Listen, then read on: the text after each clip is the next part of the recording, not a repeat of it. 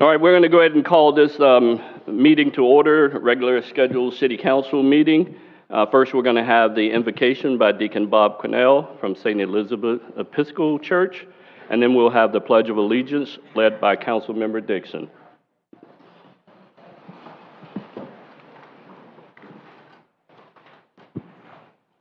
Let us pray.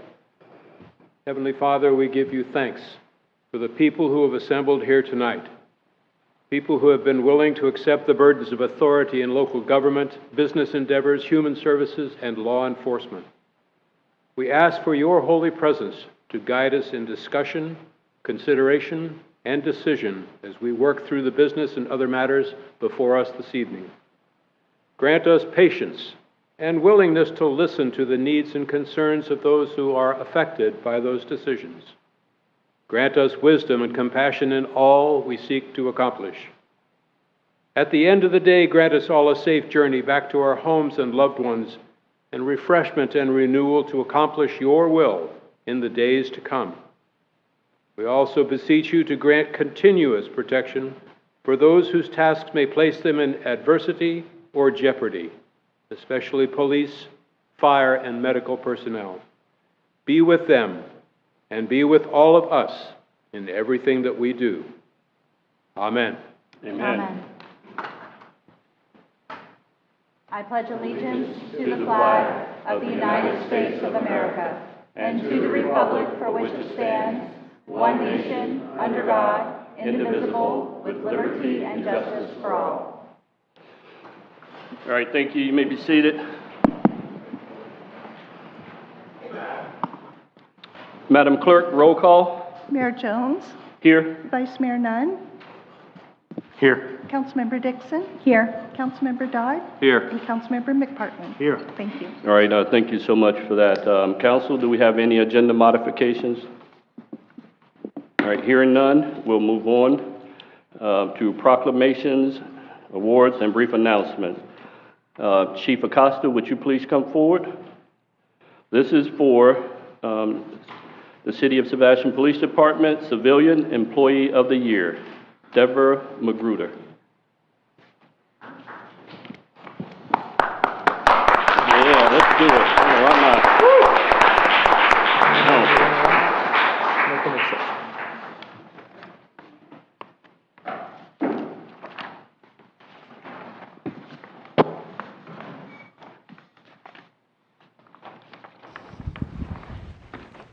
Hello.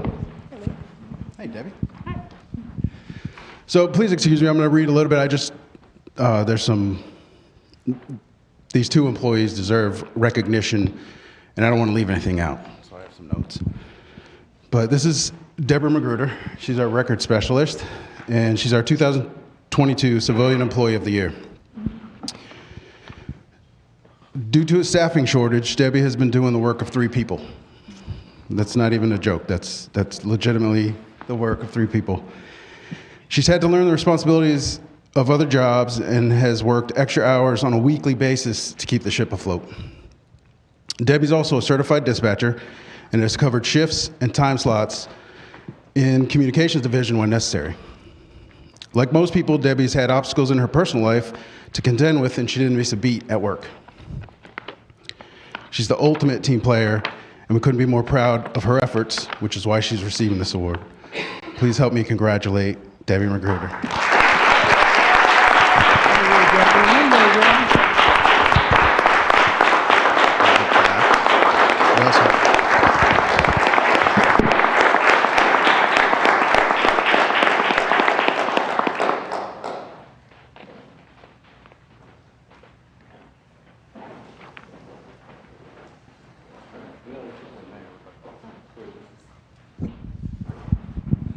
Thank you so much for everything that you do for our city. This is a little gratitude from the council.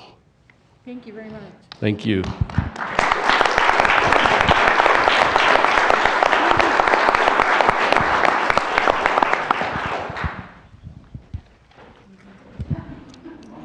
Angie, would you mind coming up?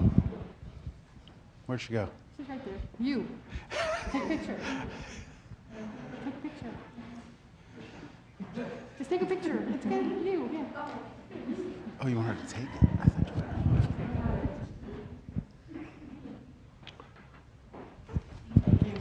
Thank you. Good job. Thanks.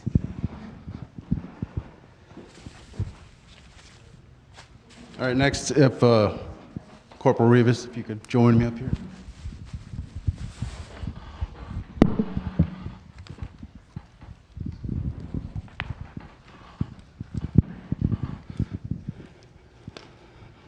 This is our K-9 Corporal Richie Rivas. He's our 2022 Officer of the Year. Every officer in the Sebastian Police Department engages in heroic efforts on a weekly basis, so it's not always easy to choose one over the other for this yearly recognition. Some of the situations Corporal Rivas was involved with recently that satisfy this nomination include the following. He was part of a small, multi-jurisdictional team that tracked, located, and arrested a suspect from a drive-by shooting. He's a founding member of our special response team, and when we had a double murder suspect from Georgia flee to our city, he was an integral part of the operation to locate and capture the suspect before he committed any other violence in our community. He was also part of an operation that captured a local high-level drug dealer that was importing and distributing fentanyl in our city. Lastly, is how he led a team of officers from 4 different agencies on a heroic chain of events that resulted in saving 2 female hostages, one of which had been shot by the suspect and another that was used as a human shield. During this event, Corporal Rivas pursued the suspect's vehicle at speeds over 100 miles an hour in an effort to save these hostages. Corporal Rivas was shot at multiple times during the pursuit, as well as the manhunt that followed. Through his leadership skills and special equipment he carries, he led this team of officers through the dark of night, where they eventually eliminated the suspect and saved the hostages. As a result of Corporal Rivas' heroic efforts, not only is he our 2022 Officer of the Year, we have awarded him with the Medal of Honor. He was also recently chosen by the Florida Police Chiefs Association as the Officer of the Year for all medium-sized agencies in the state of Florida. And he also received recognition by Florida Attorney General Ashley Moody as the overall Officer of the Year for the state of Florida. Wow. Please help me congratulate Corporal Rivas.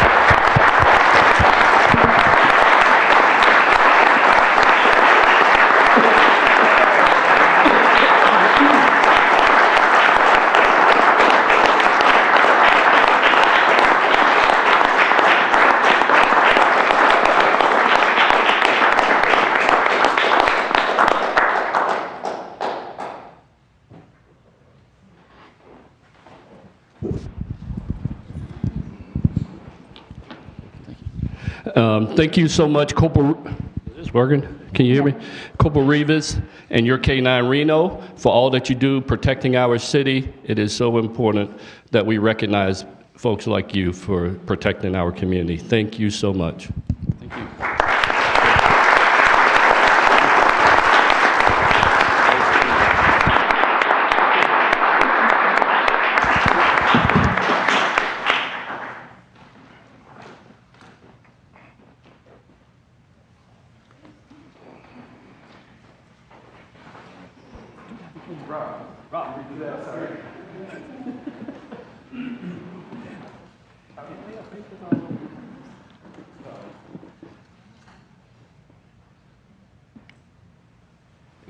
Thank you.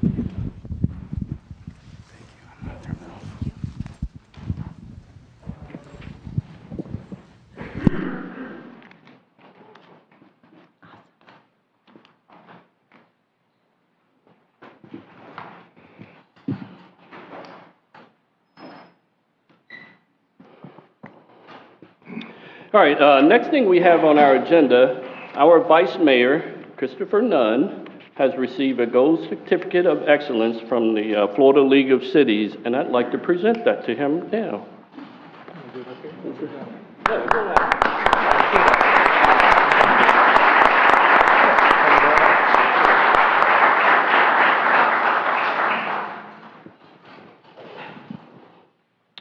All right, the next thing we have on our agenda is a proclamation, International Overdose Awareness Day, August 31st, 2023. And I will read the proclamation, but I would need Michelle Buldo, I hope I didn't say that name wrong, and Carrie Maynard Lester, please come forward.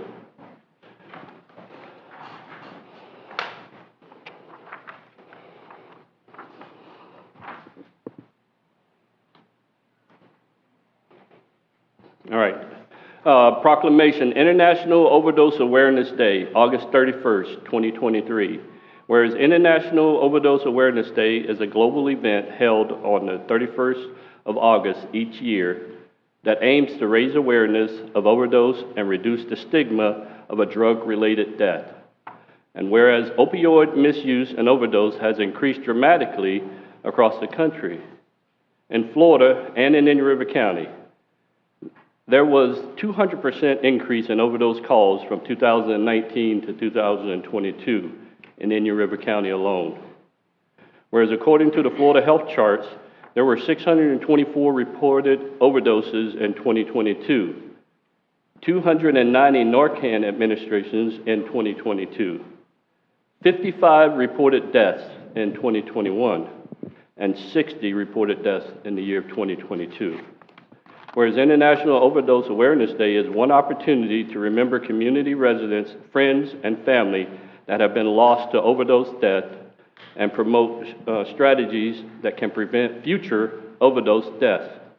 And whereas access to naloxone is proven to reduce the prevalence of drug overdose death, and whereas the Sebastian City Council is dedicated to protecting the health and safety of our community and educating on the dangers of substance misuse, including fentanyl, which is driving the overdose rates, and now found in all substances of abuse.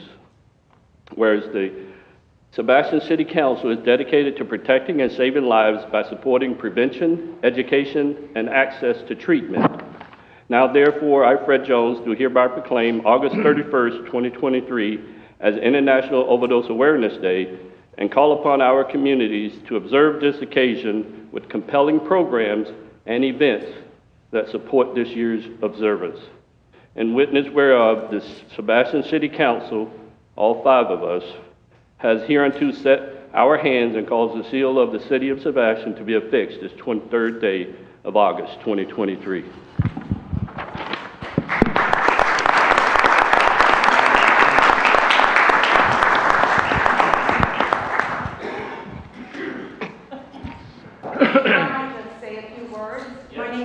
Lester. I am the Executive Director of the Substance Awareness Center. I'm here with Michelle Buldo, our Safer Coalition Director, and Lieutenant David Bailey, who is a coalition member. You know, I just want to thank you personally as a substance abuse prevention and treatment professional, but also as a woman in recovery. Your time and attention on this crisis, as well as helping us increase public awareness. It really is one of the world's worst public health crises. You read the data. Last year, over 110,000 Americans lost their life to an overdose. The year before that, it was 100,000. The year before that, it was 90,000. We heard what's happening here in Indian River County. 60 residents lost their lives. And our first responders went on over 600 calls to save lives just last year alone. So this proclamation helps us ignite a commitment to celebrate the fact that people can and do recover. We can help ensure that people who struggle have access to treatment and recovery resources. We can make sure that their families and their loved ones have the support that they need. And so we want naloxone or Narcan out in our communities, and when we do that together, we can help end overdose, like our shirts say. And in that vein, I just invite you all to join us August 31st, International Overdose Awareness Day, at the Vero Beach Theater Guild, starting at 8:30 in the morning. The coalition has put together a phenomenal day of speakers that will help our community understand, learn, give us some call to action, and obviously remember those we have lost. So thank you. Thank you. This is so important to me because I served for more than 10 years on the board of directors at the Substance Awareness Center, and I was formerly the chairman of the board of directors, and I remember when Kerry came in. So thank you guys so much. Thank you for all you've done.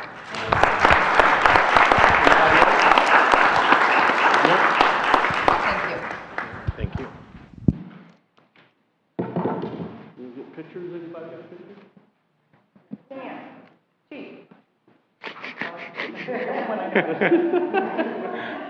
Wow. That was amazing response time. It's our police department. Thank you. And if anybody would like to come to our event, please go on our website, saferc.org, to register. Thank you. Thank you.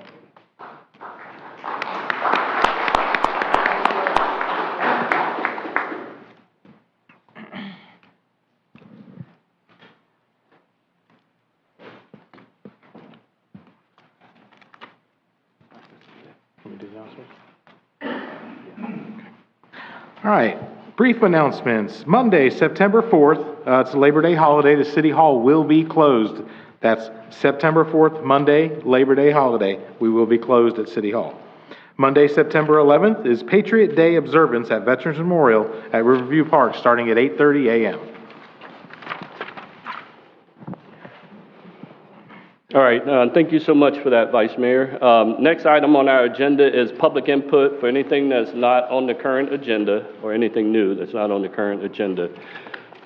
Anybody want to have public input? Do we have anyone with their hand raised on Zoom? Nobody's raised their hand. Okay, public input's closed. Moving on to the next item, consent agenda. Council, what's your pleasure? Mr. Mayor, I move approval of the consent agenda. I'm sorry, Mr. Mayor? Yes. Can we pull item E and item F, please? Okay, sorry. Item E and item F is being pulled by Vice Mayor Nunn. Mr. Dodd? I'll modify my motion to approve item 8A, B, C, and D. Second. All right, so we have a motion and a second. Do we have any other discussion? Hearing none, Madam Clerk? Vice Mayor Nunn, Yes. Councilmember Dixon. Yes. Councilmember Dodd. Yes. Councilmember McPartlin. Yes. And Mayor Jones. Yes. The motion carries. Thank you. Vice Mayor? Yes. I've been talking to the city manager about our Riverview Park and how it's rented out. And we have many events like the Clam Bake and Shrimp Fest that actually benefit nonprofit organizations here in town, our youth organizations, things like that. We have art shows that benefit some of the art organizations and things like that. But on the agenda tonight, we have two for-profit rental requests for the Riverview Park. And I've discussed with him if maybe we should rethink our rental fees at our park for people that are actually renting it to make money off of it. You know, the benefit of that park is a citizen benefit to benefit our community. And as well, having an event there does benefit the community.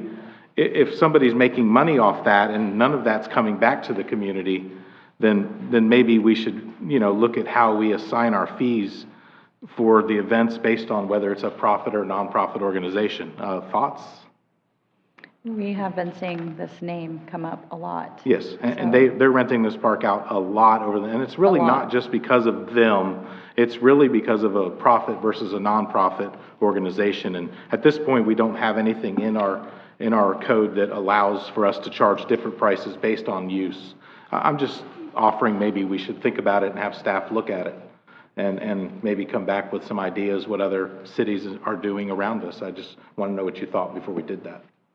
Mr. Dodd? I don't disagree with having the staff or with the staff actually coming back with some type of a revision to the policy on park rental.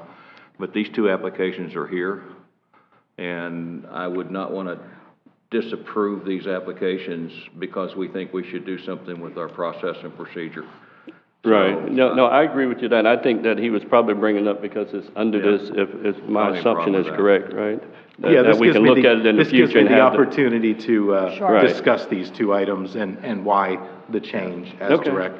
I'll make a motion to approve E and F, but I would like to, if we could encourage our city manager to have staff look at our park rental fees as opposed to a profit, nonprofit situation, and maybe see what surrounding cities are doing. Is that good with council? Can I that's- ask the city attorney a question? Ms. Yeah. Ms. Cockcroft, you have quite a bit of experience with a variety of cities. Have you seen there be different? Yes. Okay. Yeah, definitely. I actually, as a user in Osceola County, have rented on behalf of a not-for-profit, and different rates were given to the not-for-profit versus for-profit. Okay. So I think it's quite common and Okay. definitely something we could do with our fee schedule.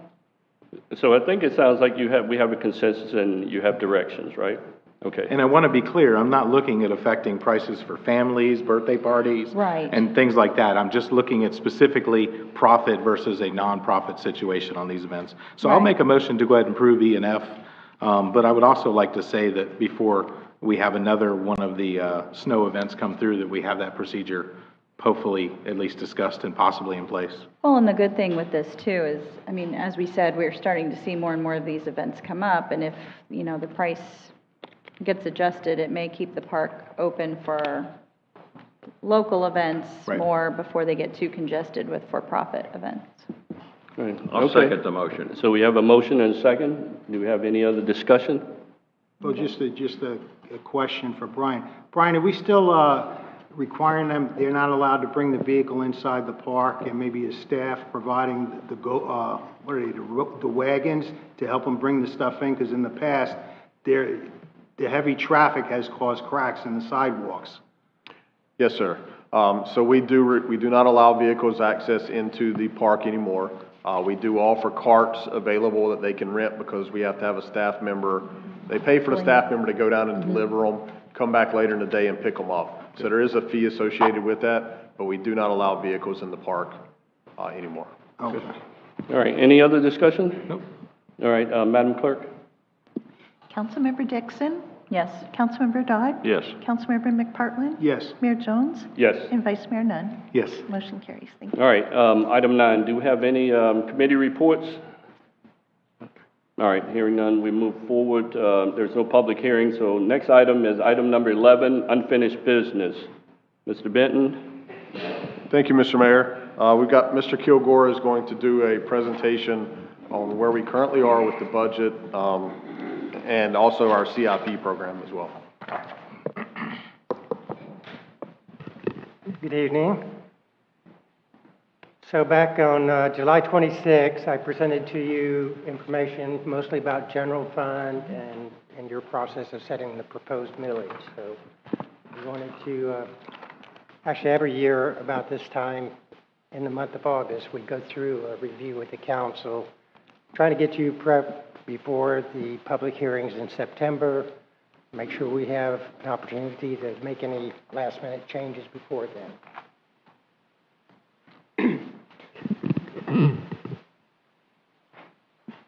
So our priorities for balancing the budget and constructing it for the next year and the future 5 years, those haven't changed from what I presented before. We want to address staffing, shorten the time for completing projects, catch up on road improvements, initiate CRA master plan improvements, of course, make sure our cash reserves are well funded, and hopefully continue the high play at the golf course and continue to get a larger amount of grants for matching for projects at the airport. Still the same changes. We need to stay competitive with the labor market, make effective additions to staff, changes, shorten procurement time. We did have to deal with a tremendous rise in our insurance premiums this year. We hope that tapers off in future years. And of course, over the horizon, we've got to look at how we implement the garbage billing. And we also see in the stormwater fund, we need to take action to balance our revenues to what we're actually needing to spend for those programs. We've got a lot going for us as far as what we already computed in the draft budget for addressing labor agreements and other staff members. We're keeping our reserve levels at adequate levels.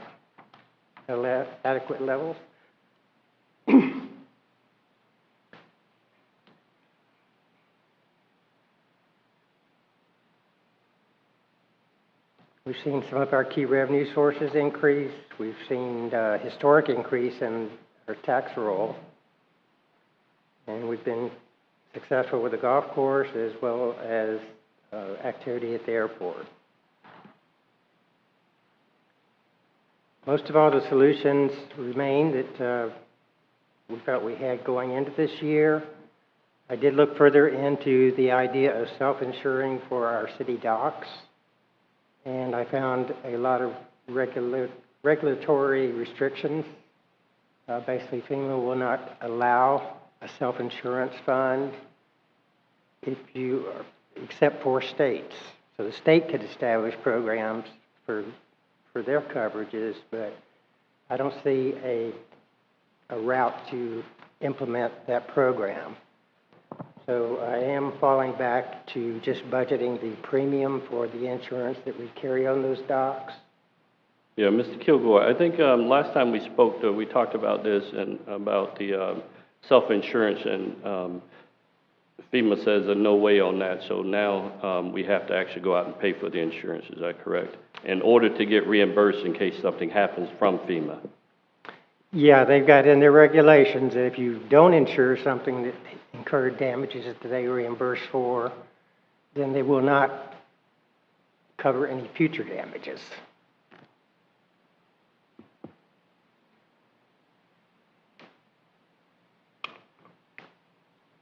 Of course, we are concerned about where the economy might head, and whether it's really sustainable at current levels. We've got a plan for that. We need to ensure our cash reserves are maintained. We do recognize the stormwater fee will need to be increased, and we know we have to address the future funding of the garbage system.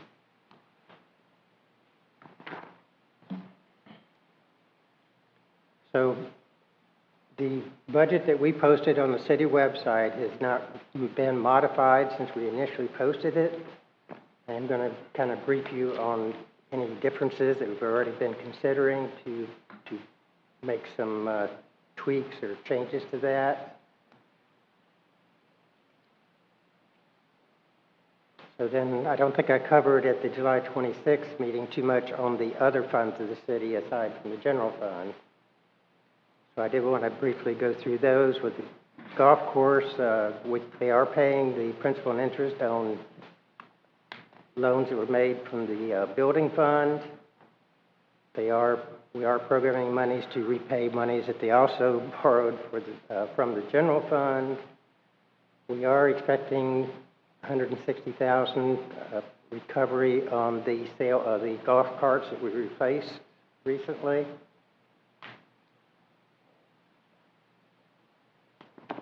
And there again, the revenues are coming in still strong at the golf course.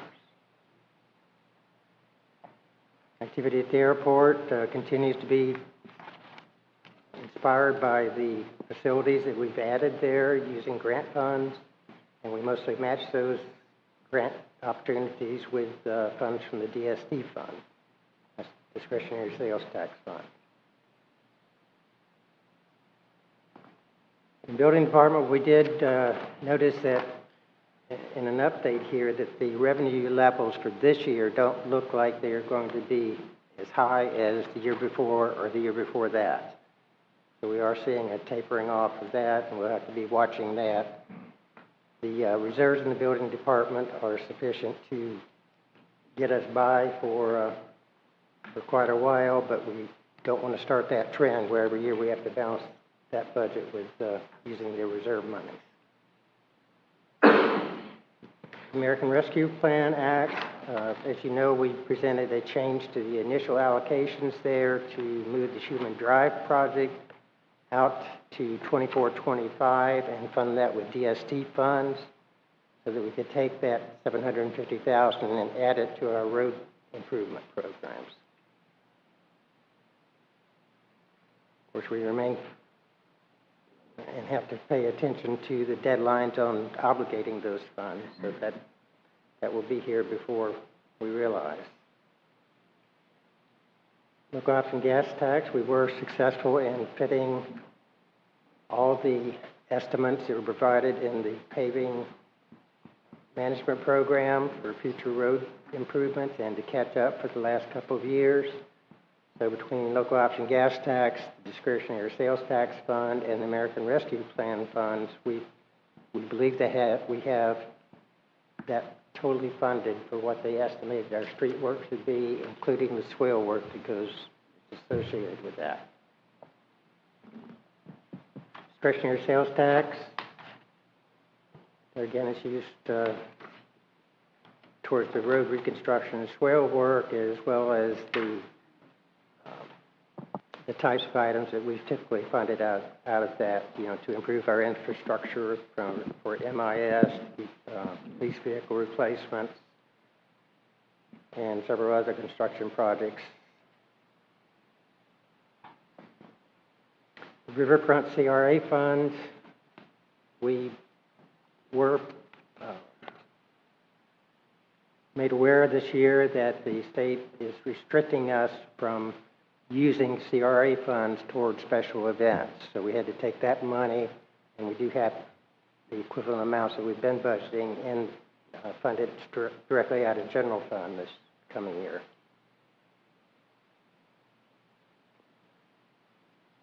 Recreation impact fee funds, they are scheduled out for a number of park and playground improvements over the next 5 years. And they still have some balance, but there's certainly no threat, as we had in past years, that we were going to go past the 7-year limit to spend revenues from past years.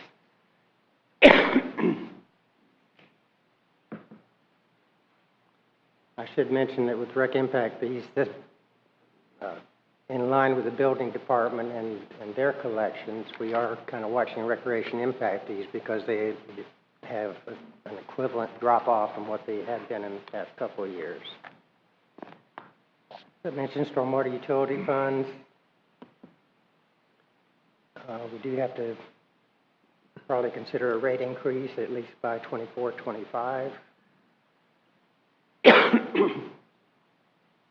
couple of smaller funds that we have, they have some balances there that would be available for those specific purposes. Cemetery trust funds, as you know, we spend half those revenues on operation and maintenance. We are increasing the reimbursement to general fund for some of those operating costs that we bear out of the general fund to reimburse some portion of them. It certainly didn't cover all that we spend towards the cemetery.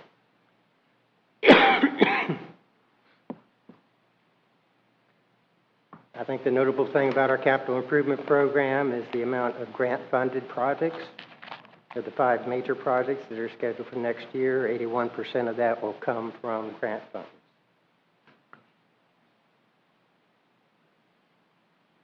So updates since the draft that was posted on the website and provided to the City Council earlier, we have our eye on making changes to move the strategic planning funds that we had scheduled for next year into this year, the 22-23 fiscal year.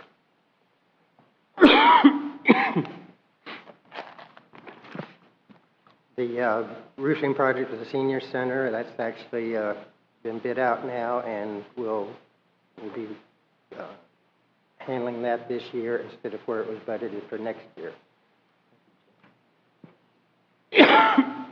Mr. Kilgore, when will the updated version of this be put on the website so everyone else can see that? We are hoping probably within the next week, by the end of next week. Okay. We still got some we'd rather not keep repeating new drafts, so we kind of wait until there's significant changes.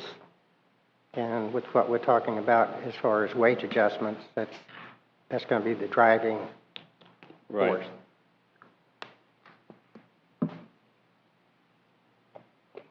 We talked about the firing range back in July 26, and we have moved that out to be planned for in 25-26.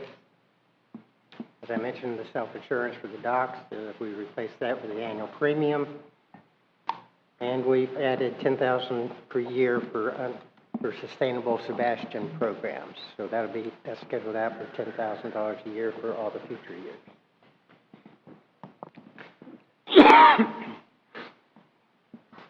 we initially drafted the budget and came up with a millage rate at the 3.0503, which is 5% above last year's millage rate. On July 26th, when you set the proposed millage, we did bump that up to the 3.1955%. And that was primarily, I guess, to address the employee wages. And we are still working on that. We've still got some steps that we need to take before we finalize those numbers, but I hope that's going to come early next week.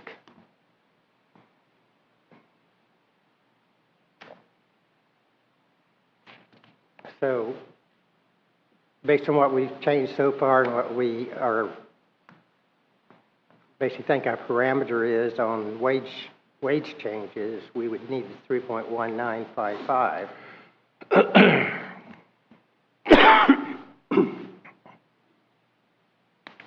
If we went with a 3.0503, that would cause us to look at what I've advised you of and cut out $290,000 from either the changes we've made since the draft budget or go back to the draft budget and adjust some of those line items.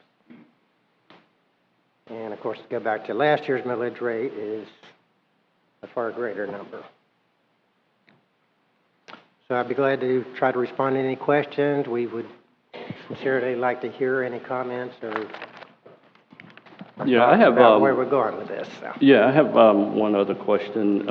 The price that we're projecting for the golf carts, how did we come up with that number? Do we have somebody to look at it and evaluate them and say, here's what we could possibly get for them, or what?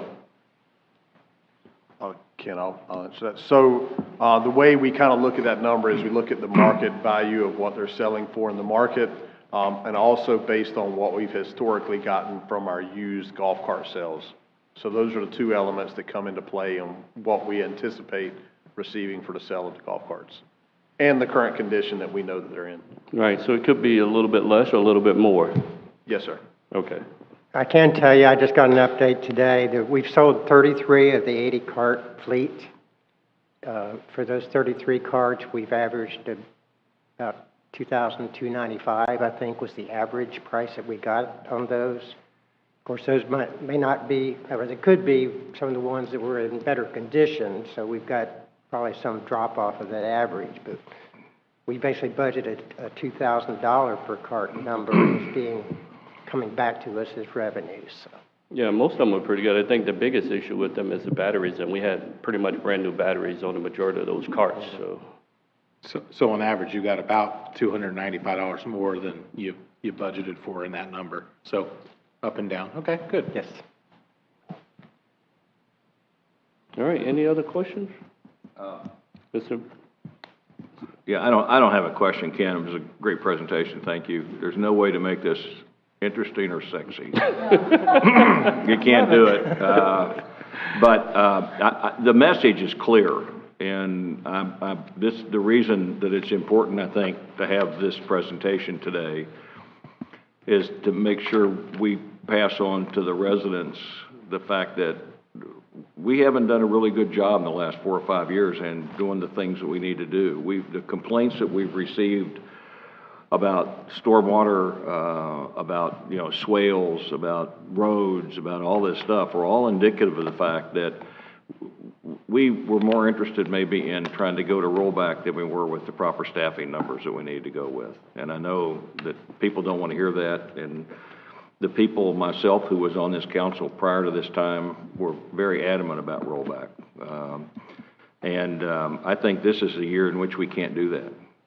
If we want to catch up on the stuff that has not been done, and I will tell people in the audience and the people who may be watching this and who comes up later and does anything with this, we're starting to make real good progress right now. There's been some real changes in the way work is being viewed within the city, and I think they're very positive. But we have to provide the staffing numbers. We can't continue to pave streets and not fix the swales, because that's just going to mean we're going to have to repave those streets in half the time. We can't continue to do this stuff. We have to have the money to make it work. And so I think the message is clear that there's going to be a tax increase. And if anybody is interested in why it's going to take place, go look at that budget when it's updated and see the stuff that's in there, because the stuff that's in there is going to be required for us to meet the goals that are being set within the city, and it's very important we do that. So you're going to be, I think anybody who wants to take a positive view of it is going to be very excited about the direction that the city is moving. And the fact that we have to generate more ad valorem tax revenue to do that is just the way it is. We have to do that. There's certain things we can't fund with the funds where we have money, like discretionary sales tax. We have to fund them out of the general fund, which is where the ad valorem tax is. So residents, be prepared. I don't think anybody up here is overly happy about proposing a tax increase, but be prepared. It's going to have to happen this year. So that's my message. And not to mention, if we keep kicking this down the road, it's just going to get worse. It's going to compound. So, and then we'll have to hit with a huge tax increase, and that's what we don't want to do. We want to keep it a marginal increase. So, but we know we have to do this in order to keep the city moving forward and remain sustainable into the future. So, And I would say, you know, for people that think, well, just cut more things. We've already cut what we consider maybe unneeded items, things like the cement truck that was going to be $500,000 and some other things. We've already cut things from the budget to try to make it leaner, as lean as possible. So we're really doing everything we can to take care of our city, but we have to take care of our city. We can't stop. We just can't. We have to raise it a little bit to get where we need to get to take care of things. So that's it for me. anyone else on council? No. Well, I think you know where I stand on this, and I have full faith in Mr. Benton and Mr. Kilgore to get it done. Yeah. Yes, sir. Yes, sir. All right. Do I need to public or no? Okay. Yeah, public. Yeah. Public Is comment. there anyone from the public who would like to speak on this? Anyone with a hand raised on Zoom? Nobody's raised their hand. Oh, come up, sir.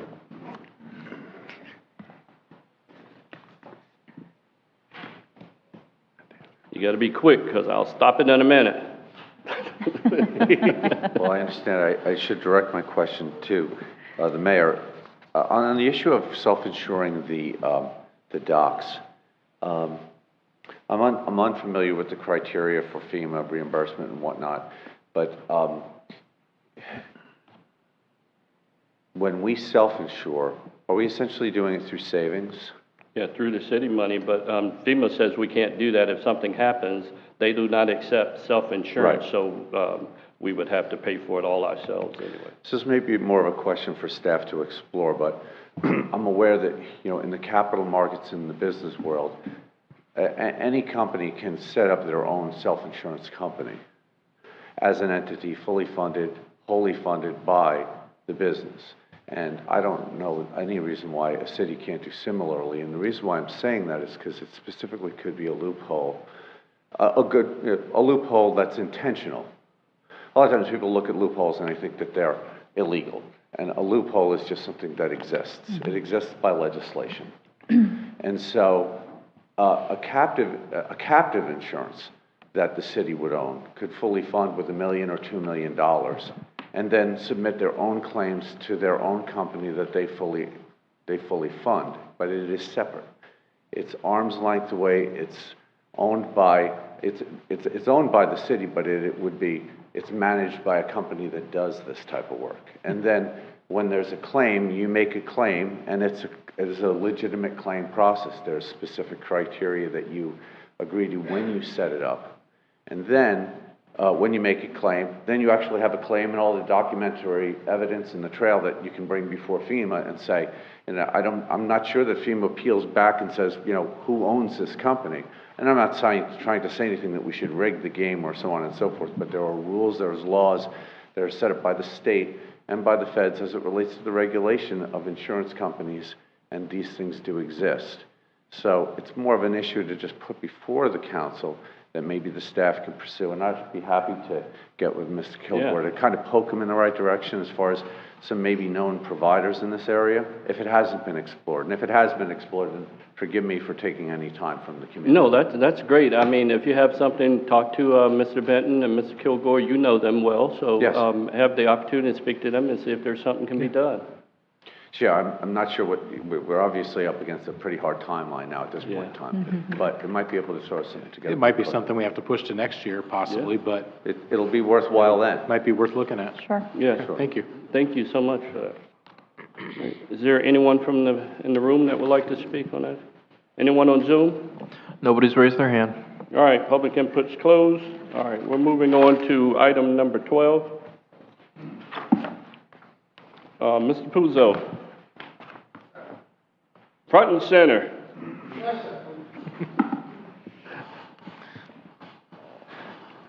Members of the council, good evening. Brian, council, members of the public at large. My name is Peter Puzo, and if you've never had the pleasure of working with me on a project, you're in for a beaut. In February, we unveiled and dedicated the POW MIA monument in Riverview Park and the Veterans Memorial Circle. Well, I'm here to propose another one that would be in the same idea, same vein, and in fact, it would be to the south side of the walkway that abuts the POW MIA monument. This one is going to be dedicated and recognizing our Gold Star families. And for anyone who does not understand what a Gold Star is, the actual banner was started in 1917 during World War I, so this is not a new concept. They started when our boys went overseas, they started hanging blue flags in their windows. As casualties ensued, those were changed to gold to indicate the loss of a loved one in combat. We have the Gold Star Mothers in Indian River County, an integral part of our community and our veterans community as well. Having dealt with some Gold Star families, and in particular a Gold Star daughter, I noted the pain and suffering in that young lady's eyes as she spoke about her father who was killed in Iraq, and realized that while no mother would ever want to bury a child, no daughter ever wants to bury a father, no husband ever wants to bury a wife or anybody. So I'm going ahead with the Gold Star family issue as opposed to the Gold Star Mothers, and I have spoken with Michelle Dale so that she is aware and sends me her blessings to go full steam ahead. The good news is, as with the POW MIA, it will cost the city very, very little in money other than to perhaps clear that small plot of ground and maintain it as the normal landscaping would require. We will continue to do fundraising till we hit the magic number on this. I have my stone man working on it now. Brian has a copy of it. I'll hold it up just so that you can see. It would be the similar looking stone, that rhombus that we had, all the other stones, but instead of being gray granite, or in the case of the POW MIA, the black granite, this would be in white, most likely going to be marble, because white marble will stay white, as granite can sometimes change through weathering. So we're working on that right now. So the cost, in essence, matters not to the city because we're going to go after active donations as we have in the past. Just as a side, the POW MIA monument cost us $8,000 roughly, so we expect it to be in the same general area, and we will maintain close call with the council and Brian on this. And as we get closer to a date of possible unveiling, we'll set up, just like we did in February, we'll set up the ceremony, we'll give everybody ample notice and a chance to get involved. And I would ask for your permission to go ahead and take this further. Council, anyone have any questions or? No. No? No, me and Peter, we had a nice conversation last night, and he did talk to Michelle Dale. I was hoping to catch her today at the Veterans Council meeting. I like the idea because the families are simply, a lot of the times, they are forgotten. And as me and Peter reminisce, you know, there's still quite a few residents here who lost a parent in Vietnam. Not just Iraq or Afghanistan, but Vietnam. World War II. And had Korea. World War II and had a Yeah, huge World War impact on their lives. And I was thinking also, I talked to Peter about a possibility of maybe a bench somewhere there to sit and reflect on whatever. So he was open. That's something down the road, but I'm in full support of this. I'll make a motion to approve this. I'll second that. All right, that's good. Thank you for bringing it to us, Peter. We have a motion and a second. Do we have any other discussion? No. Does anyone from the public want to speak on this? Madam Clerk? Councilmember Dodd? Yes. Councilmember McPartlin? Yes. Mayor Jones? Yes. Vice Mayor Nunn? Yes. And Councilmember Dixon? Yes. Motion carries. Thank you, Peter. I appreciate it. Thank you very much. Thank you. Thank you.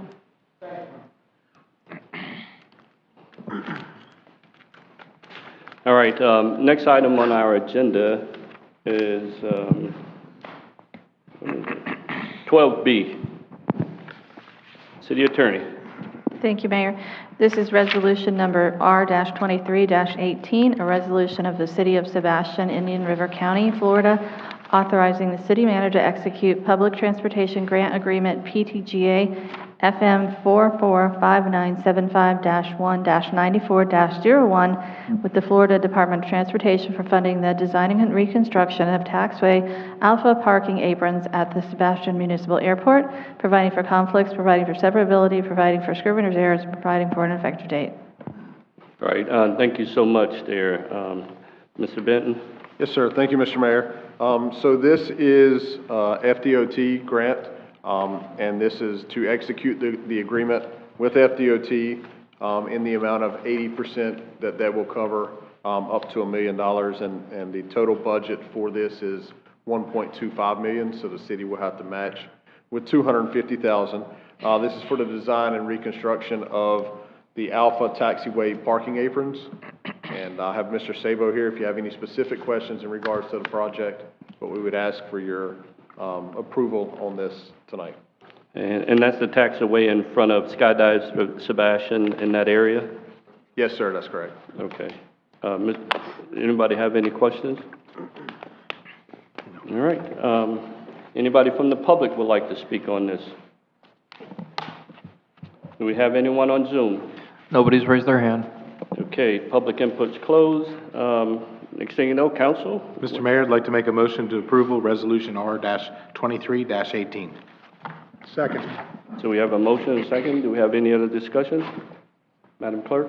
Councilmember McPartlin? Yes. Mayor Jones? Yes. Vice Mayor Nunn? Yes. Councilmember Dixon? Yes. And Councilmember Dodd? Yes. Thank you. 20. All right, item 12C, Mr. Benton. Thank you, Mr. Mayor. So this item is a CSA with Kimley Horn and Associates, who is one of our consultants, that will provide a design and construction plans for Riverview Park, Harrison Street redevelopment program. And what our thought process is, the redesign of Harrison Street to be more compatible between the two park elements that we have there, and also a potential road improvement that goes through the overflow parking lot out to Indian River Drive. So I know when we had the CRA master plan presented to you all and trying to start the process and moving some of these forward, this is what we consider phase one of this project in regards to potentially looking at possible future improvements to Riverview Park. And Ms. Frazier has worked with Kimley Horn and has this presented to us. So if you have any specific questions, Ms. Frazier can answer those, but we would ask for approval on this tonight. Yeah, I'd just like to say, I think upstairs we have some renderings that from 1991, the vision was to do something like this down at Riverview Park. This has been since 1991. We're in 2023, and we really need that park to be redone. And thank Mr. Dodd for pushing this forward. I'd like to, this is basically phase one of what I would consider to be a revamp of the entire Riverview Park area. And there has been some documents produced that show an overall concept on that. And those haven't been, I'll say, vetted yet with the public. I'll make a motion that we approve this contract. I don't think there's a resolution number on this. No. But I would also like to ask the city manager to bring back the overall conceptual plan for the park, and let us get started either with an addition to this contract with Kimberly Horn or within our current staff, get started with introducing the public to the whole concept on the park. I mean, if we look at the whole thing, we've got a drawing that shows things like amphitheaters and additional this and additional that, and I think the public would be very excited to get involved in reviewing that, and I think that we could get a lot of input from the public. And I'm leery personally of phasing things in without getting the overall plan vetted by the public and by the council. Yeah. And I think it'd be a good idea. I agree with the 91. I think that you're right, it probably did start back in 91. Yeah. And I'm very happy that we're moving forward with this first phase of it. But I do think we need, as part of this, we need to bring that back. I don't know whether there's enough money in this contract to have Kimberly Horn facilitate those things, or whether we need to add to the contract, but what we can do is ask Mr. Benton to investigate that and to bring that overall conceptual plan forward and let the council and the public have access to that and have some public meetings on it. It would be neat to kind of introduce it as we start to kick off the centennial year with the concept of the revamp of where everybody loves to go. Right. Yeah. So my motion is that we approve this. Correct. At the same time, we direct the city manager to bring the overall conceptual plan back, and we have him put together a plan for presenting that to the public and for council review and approval on that, once it's presented and discussed at the public level. I'll second that. All right, I second it too. Third, fourth. It's a motion with a boost. So we have a motion and a second. Is there anyone from the public who would like to speak on this? Anybody on Zoom? Nobody's raised their hand. Public input's closed on that.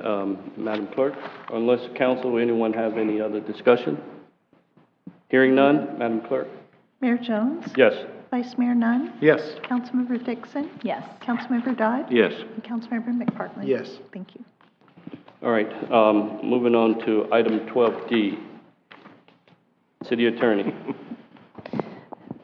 This is first reading of ordinance number 0-23-09, an ordinance of the City of Sebastian, Florida, authorizing the exchange of parcels pursuant to Section 2-93, City of Sebastian Code of Ordinances, regarding the conveyance of a 2,985.10 square foot parcel from Schuman Road, Indian River, LLC, to the city in exchange for the conveyance of a 2,977.20 square foot parcel from the city to Schuman Road, Indian River, LLC, describing each parcel, finding the terms and conditions of the exchange of parcels to be in the public interest, providing for scrivener's errors, providing for conflicts and severability, and providing for an effective date. All right, thank you so much. Mr. Benton, do we want to start with Ms. Frazier, or you want to say something first? Thank you, Mr. Mayor. So Ms. Frazier will handle this item, but we can answer any questions after she's done. Okay. Ms. Frazier?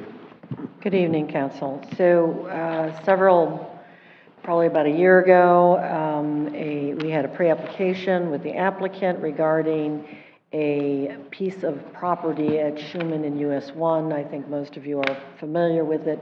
It is currently zoned commercial general. It is an odd-shaped piece. As we were reviewing what would be the best, what they proposed to put on it and what we would like it to look like for the safety of traffic in that area, as well as saving some of the large trees in that area, we came up with the thought that perhaps we could swap some of the property. If you look at the maps that were provided to you, you'll see that there's a pie-shaped piece in the middle of their property or adjacent to the western side of their property that is part of our historical park. They are willing to take that piece and provide us the exact same acreage rectangularly along Schuman. This would allow us a little better access to the park.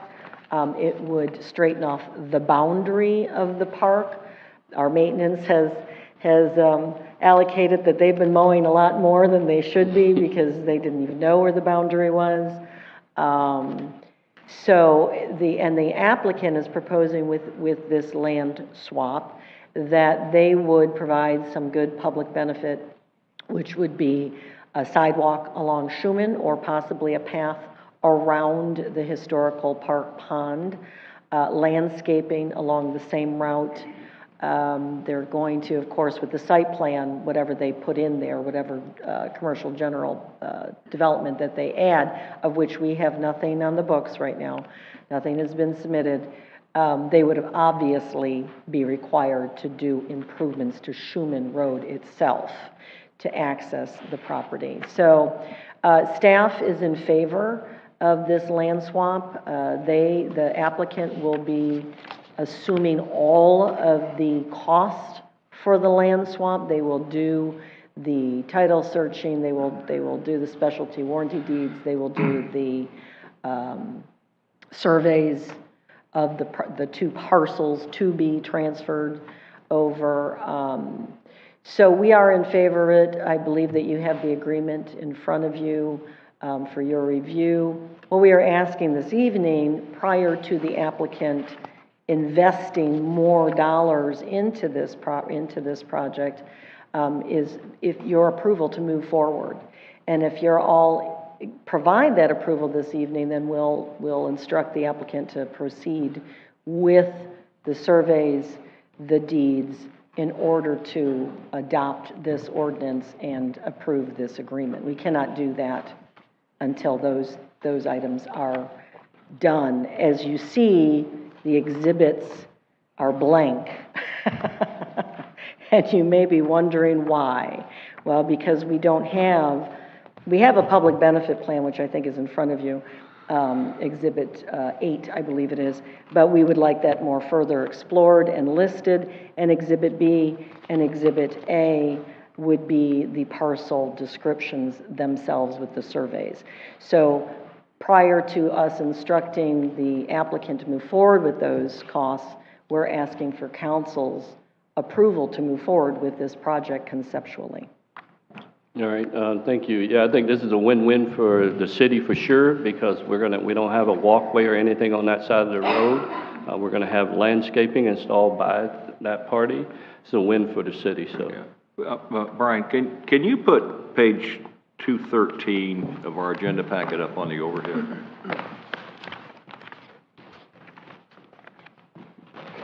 And I ask you to do that because I've had some requests from some people that were confused by this. And I think 213 probably does. Actually, 214 is No, even. 213. You think so? 213 has the color picture, Oh, which is, I think, easier to understand. Yeah. If you look at this drawing, if you can see it on 213, there's the orange or the yellow area, and then there's the green and the red area. Okay, this property currently abuts, if you look at that jagged where the line goes down, that's the current property line. And what they want to do is they want to take from the city the green area, and they want to give the city I guess that's red area. They want to give the city the red area, and what that does is that lines up their property line. So it gives them the ability to develop their property in a cohesive way without having that jagged area within there, okay? And in process of giving that to the city, they're gonna do some really neat things to the property area that are gonna benefit the city to do that. So basically, it's giving up one piece of land that we really can't do anything with. I mean, the city can't do anything with that in that park. And in picking up another piece of land that does slightly extend the size of the park that's beneficial to us. And this is a good thing for the developer. It gives them a concise boundary, and it's a good thing for the city because we get some benefit from the developer in this swap. So that's the reason I wanted to put that up, because there were some people confused about what the concept of the swap was. If I could mention also, right now, there's no buffer really between the lake and that property. And, you know, it's very possible if we didn't do this, their property and business could come pretty close to our lake, and we don't want that. This adds a much better buffer between that lake and that property. So this is definitely a win for the city. All right. Is there anyone from the public who would like to speak on this? Yes, ma'am.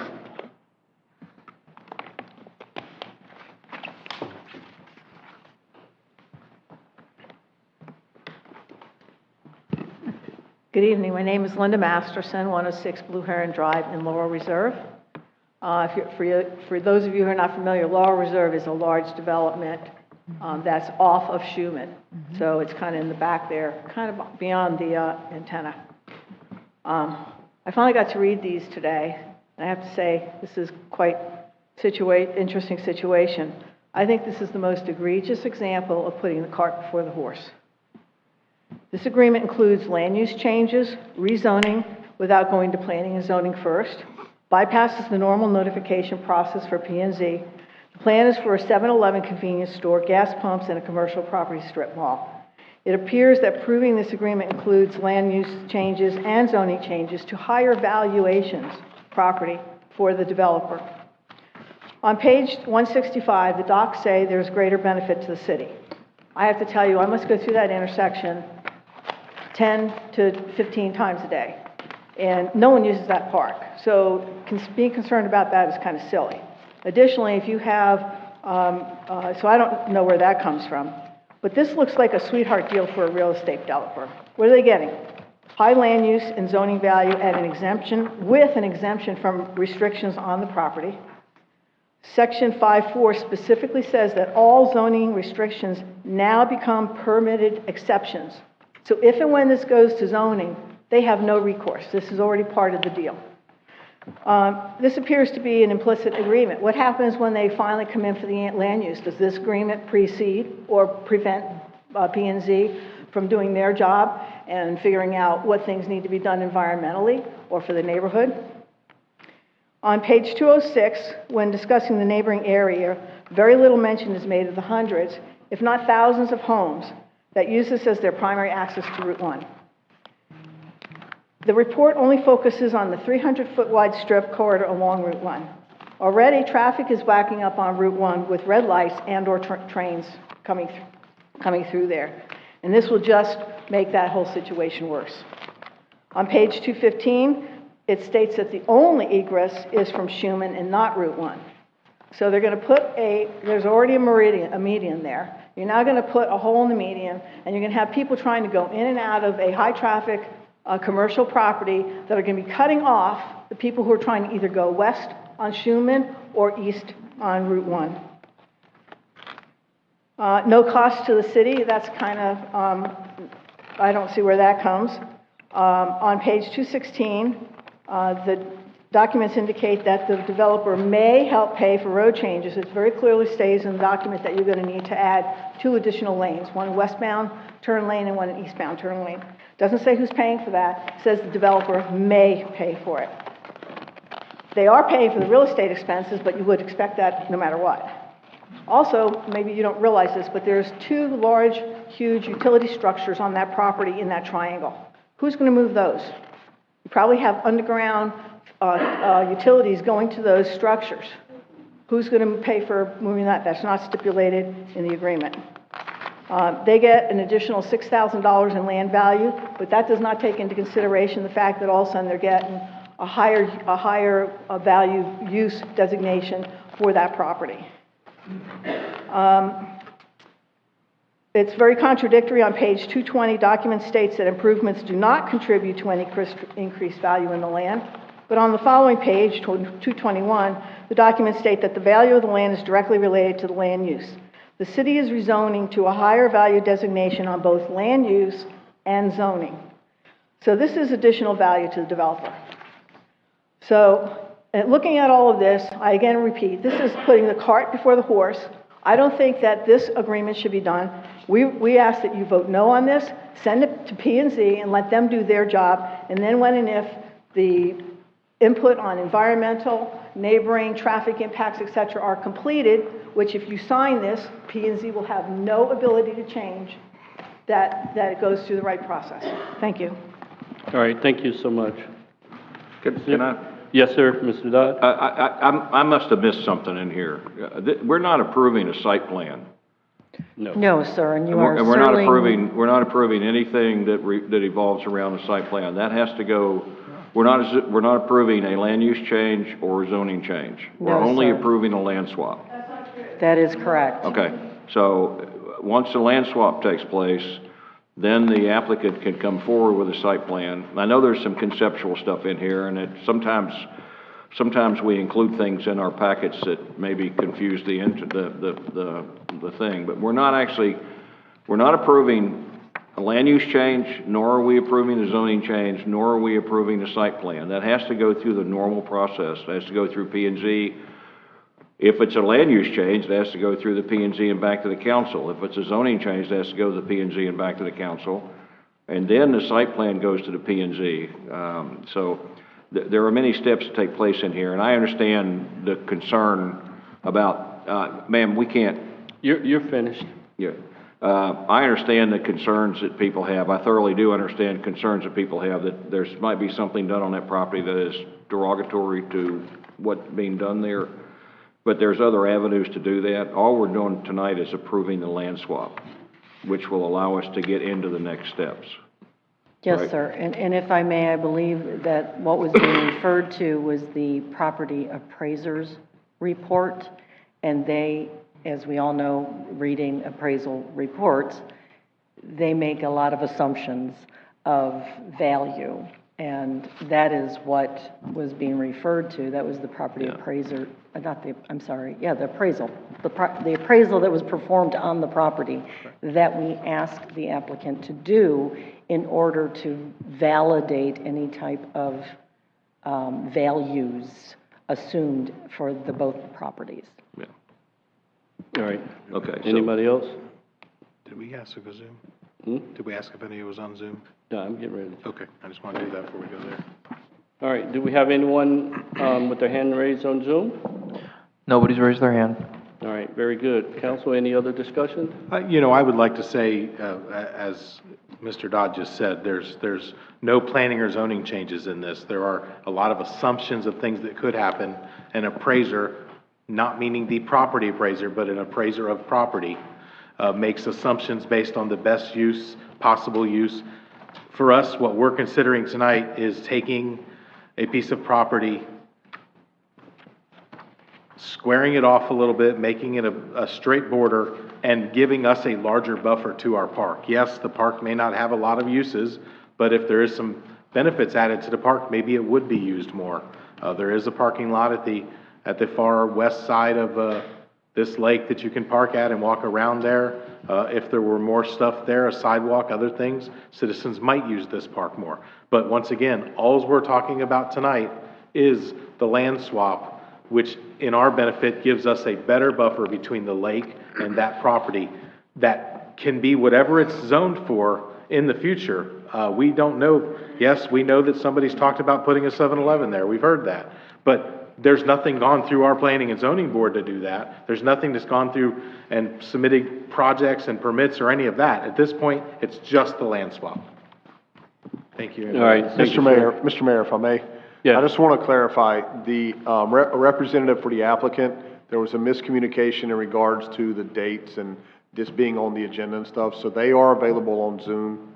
I just wanted to clarify that they're not in attendance, but they are available on Zoom.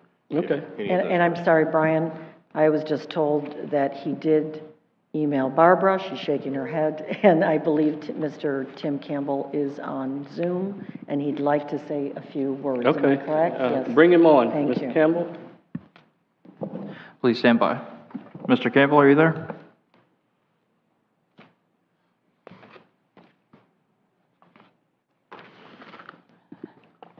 Sorry, my emails are indicating he's just able to hear, but he's saying, please share my thanks to the commission, the council, that he's apologetic for not being able to be here, and he can hear us, but he's not able to speak. Okay.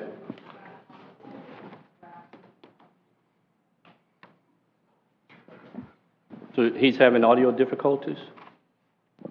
Yes, we've asked him to unmute. He still hasn't unmuted.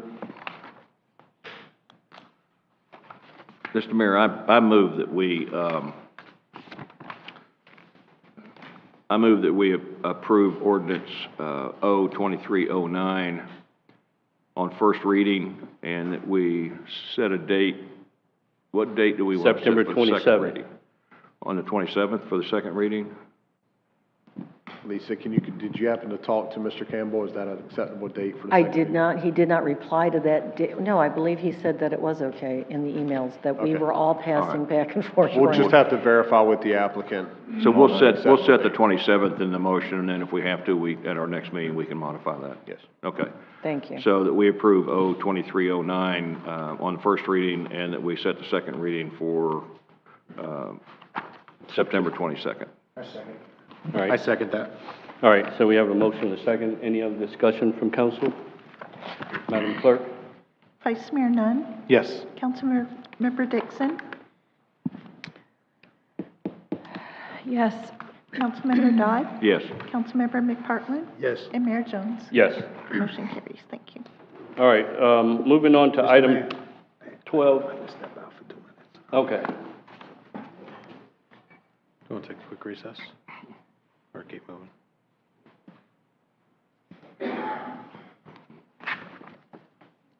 Take a quick recess? We'll take a 2-minute recess.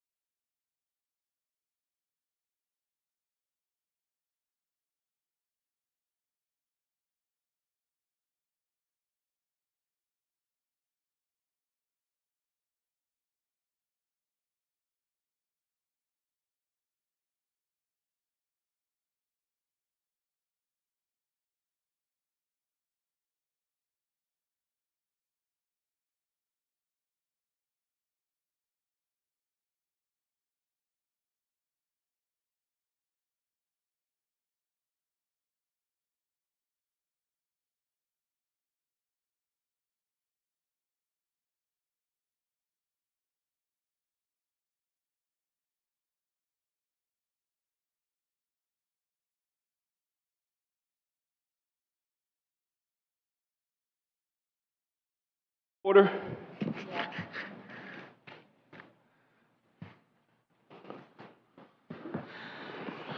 All right, the next item on our agenda is item 12E. Mr. Benton. Thank you, Mr. Mayor. So the item before you tonight is staff is looking for some direction on whether to proceed or not proceed with this, because this is taking place, the cell tower option is on city property. So Ms. Bosworth has more information on this and we can answer questions, but that's kind of what we're looking at this point. Nothing formally is being presented. We're just looking for some direction to see if it is a concept that you're interested in allowing. So, Dory?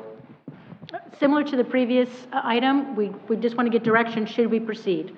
There are some additional items that we need from the applicant, time spent on a lease, review of a site plan, and so we just want to verify that you're okay with us proceeding forward.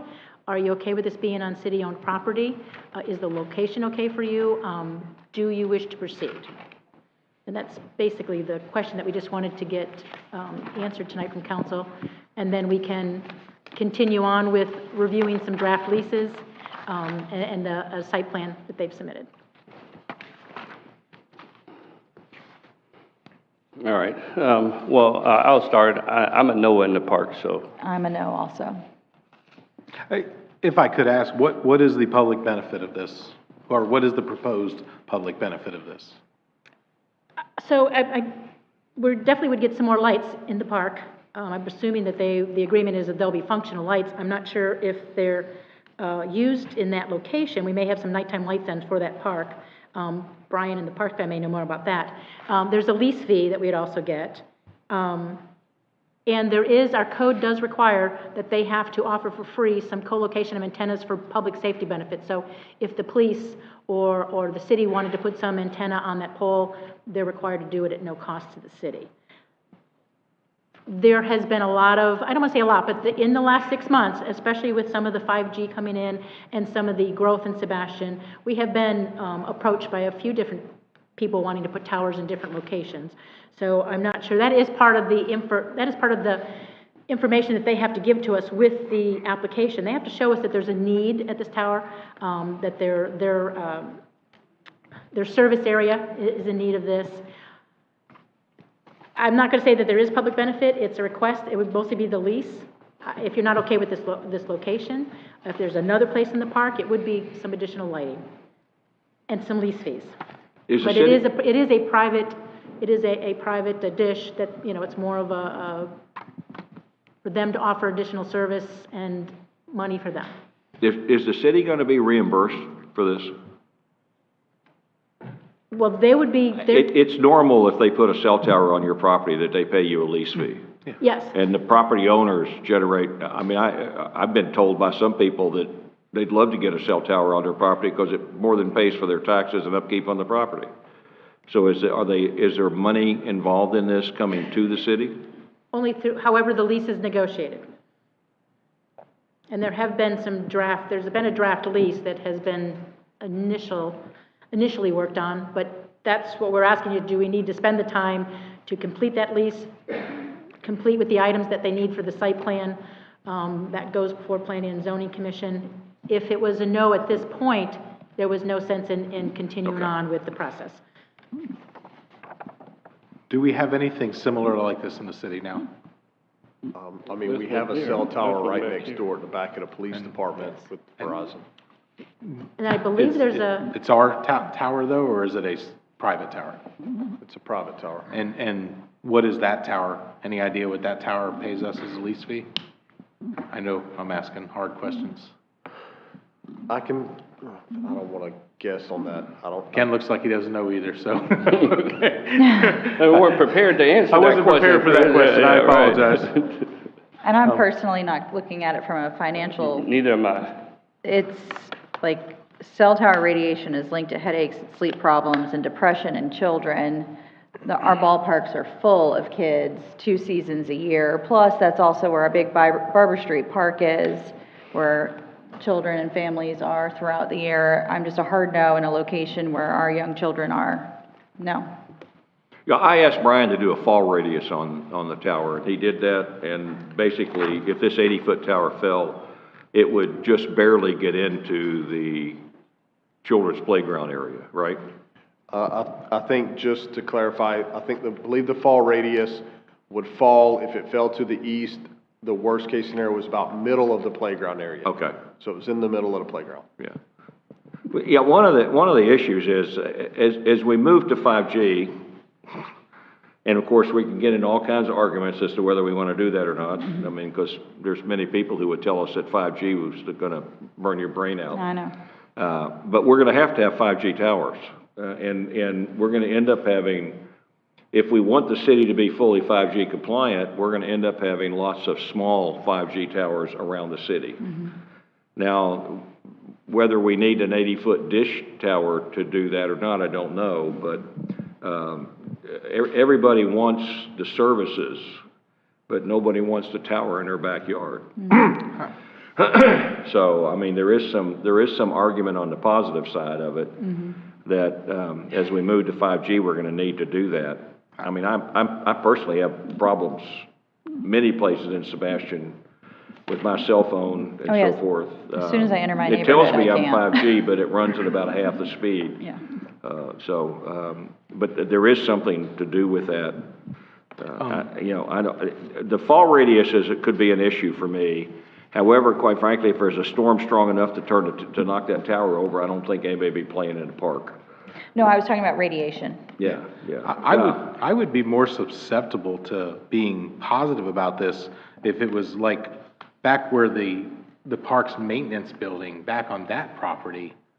I mean, it takes it further away from the playgrounds, it takes it further away from the fields, and I know I mean, from the perspective of the area they're trying to reach, I don't think it affects it, but I don't know if that's a possibility, but I would be more prone to saying yes if it was back on that property as opposed to in the middle of the parks.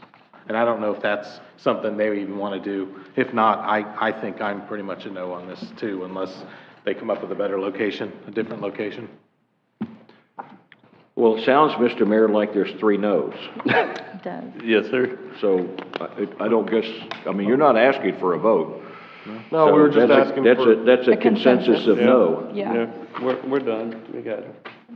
Okay, all right. We'll go back and we'll inform them of that, and then possibly they'll come back with different locations or thoughts on that. Thank you. And if it's on city property, we'll do the same thing to come back to you all before we go through the process. Okay.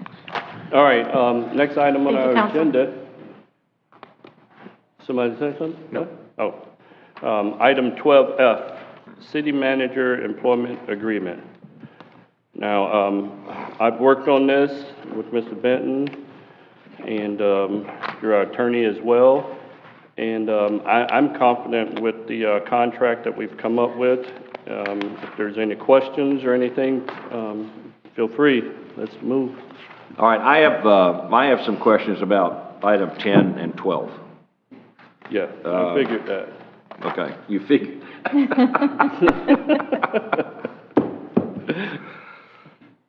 You're so perceptive, Mr. Mayor. I love it. I worked on this contract, so I know. Yeah. I had concerns too, but we worked through it. I know we talked about an allowance, and the problem is that if you provide an allowance for a vehicle, you don't necessarily then provide a vehicle. So I would lean towards having the city provide Mr. Benton a dedicated city vehicle that he doesn't drive back and forth between his residence in Palm City and here, as opposed to an allowance in addition to that. Okay, I mean, you can't, if you provide an allowance to an employee for a vehicle, that's the vehicle. Right. And I understand Brian's issue with liability and so forth if he was to take city employees or council members in his personal vehicle. I understand that completely.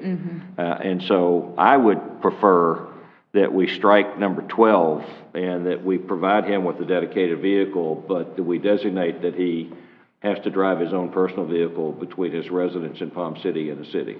Yeah, I don't have a problem. I think one of the reasons why we put that part in there is very same reason, if Mr. Benton has been driving here for years. Yes. He comes here early, he drives his own car. He has no problem with driving his own car. The problem is if we have to go somewhere, for example, if he has to take a couple of employees somewhere, we don't want to have him putting those employees in his car and driving. He should be able to drive a city vehicle at that point. So it is, and I like the idea. I'm okay with, if Mr. Benton is okay with striking it altogether and he can continue driving his vehicle, but when he gets here, anywhere he goes, city business, it's up to him. Then he can drive the city vehicle. Yeah, you can modify, trait number 12, make 13 12. Modify 10 to say, shall be entitled to use of a designated city vehicle for official business, necessary city business when traveling from City Hall, period. And then that shall not be used for transportation to and from a residence of the city manager or be taken out of state. That covers it, point blank. Yeah, he has a dedicated vehicle. It's his to use. It's not assignable to other employees, so it's here when he's here, and he can use it to do whatever he needs to do. Yeah, and the other part of that is Mr. Benton is not opposed to driving his own vehicle when he's here to go on city business. Well, but he doesn't need to. He doesn't need to. Yeah, but he's not opposed to that. So let's hear from Mr. Benton. Yeah. I mean, my preference is, in all of reality, I mean, if you're going to eliminate the car stipend and also not let me drive it home, then you're eliminating both elements of it. Yep. So, I mean, I'm not in favor of that, and if that's how it has to be, then I think we have to go back to negotiations. I think that was misunderstood. Well, the issue is under this, Brian, item number 12 basically pays you $500 a month to drive from your residence to the city and back to your residence. The city does not, in my opinion, I would never vote for the city providing you an allowance to drive home from work. I would not vote for that. And let me be clear, I'm not asking for that, but what I'm asking for is, my concern with 10 is if I have to take staff or take a council member to somewhere outside of the city, I'm not comfortable driving my personal vehicle. No. However, I am comfortable driving my personal vehicle anywhere in the city or any meeting in Vero less than 75 miles. I'm fine with taking my personal vehicle with the car stipend. I'm fine with that. Okay, what I'm saying is that you would have a dedicated vehicle here. Once you got to the city from your personal residence, you use that vehicle at your discretion to go any place you needed to go, that dedicated city vehicle. You no longer use your private vehicle to go to do any business, whether you're doing business within the county or outside the county, okay? Like if you're driving to Okeechobee, you drive the city vehicle to Okeechobee, all right? So, and that you have a dedicated city vehicle to do that. The only thing you can't do with that dedicated city vehicle is drive back and forth between your residence in Palm City and here. Mr. Nutt? All right, well, let's take a step back because this is a five-person council and we all get to have input on this. I'm not for favor of getting rid of item 12. As far as item 10, the only time the city manager is using the city vehicle at this time now is when he has to take other employees or council members with him in the field. That's the only time he's using that city vehicle. We just gave our new city attorney a $350 a month stipend to drive her personal vehicle home and work and everything else. We came up with this when we went through this contract negotiation before Mr. Benton was ever even in the picture. I'm not for getting rid of item 12. I'm for keeping item 12. And as far as item 10, I think it's used for city business when it's a necessity, when there are other people involved, which is what he's doing now. I'm not for changing the contract and removing those items. There you go. Anyone else? I will tell you right now, I will vote no on this contract because I cannot vote yes on providing Mr. Benton $6,000 a year to live in Palm City. Anybody else? He's driving his own car. The most I can see for the car allowance would be $350, the same as the city attorney.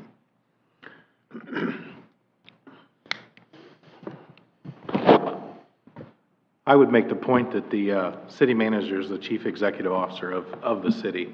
He manages 100 and something employees. He manages citizens. He manages a huge budget. I'm not taking anything away from our amazing city attorney that we're very lucky to have. She manages our legal issues, and that's wonderful. But I can't compare the two from that perspective of job. We came up with this $500 before the situation. I don't know why we're trying to change it at the end of the ball game instead of in the beginning when we started this months ago. I don't think we ever firmly sat on the $500 amount, and the county administrator and the superintendent for Indian River County, who cover the whole Indian River County, only receive $350 a month car allowance. Mm-hmm. And they can, yes. Yeah, but do they drive county vehicles?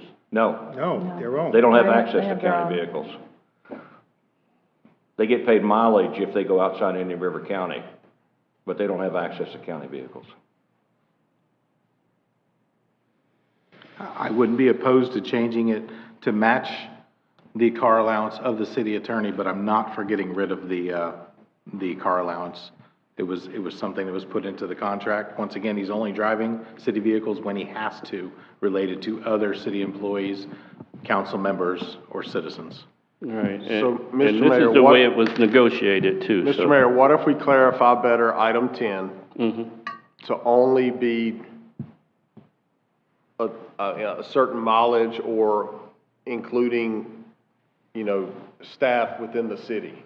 That's my only thing. I mean, it's happened, I'm trying to think last time I took staff was when I took you all to Okeechobee.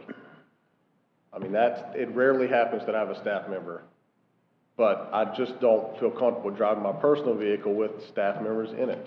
Right, and I agree with you. And if you don't allow me that if I don't have that opportunity, then I'm going against the contract if I'm asked to drive staff to Okeechobee, okay? Because I can't take a city vehicle. So what if we change the language in 10, reduce 12 to 350, and change the language in 10? I can get behind that. I can agree to that.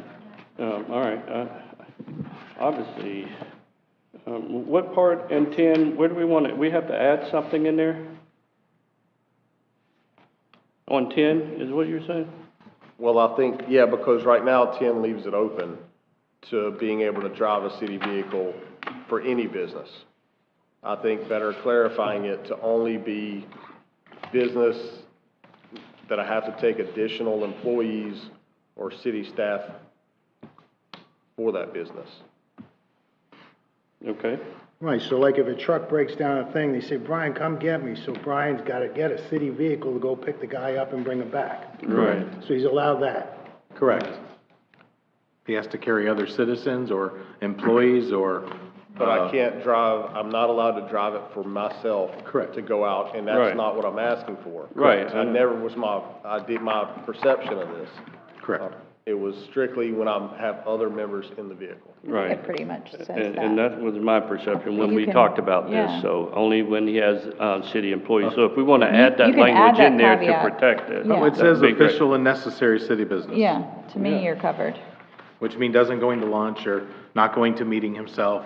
Well, I guess meeting himself would be official business. So however you feel it needs to be reworded. All right. And I'm fine clarifying not meetings for myself.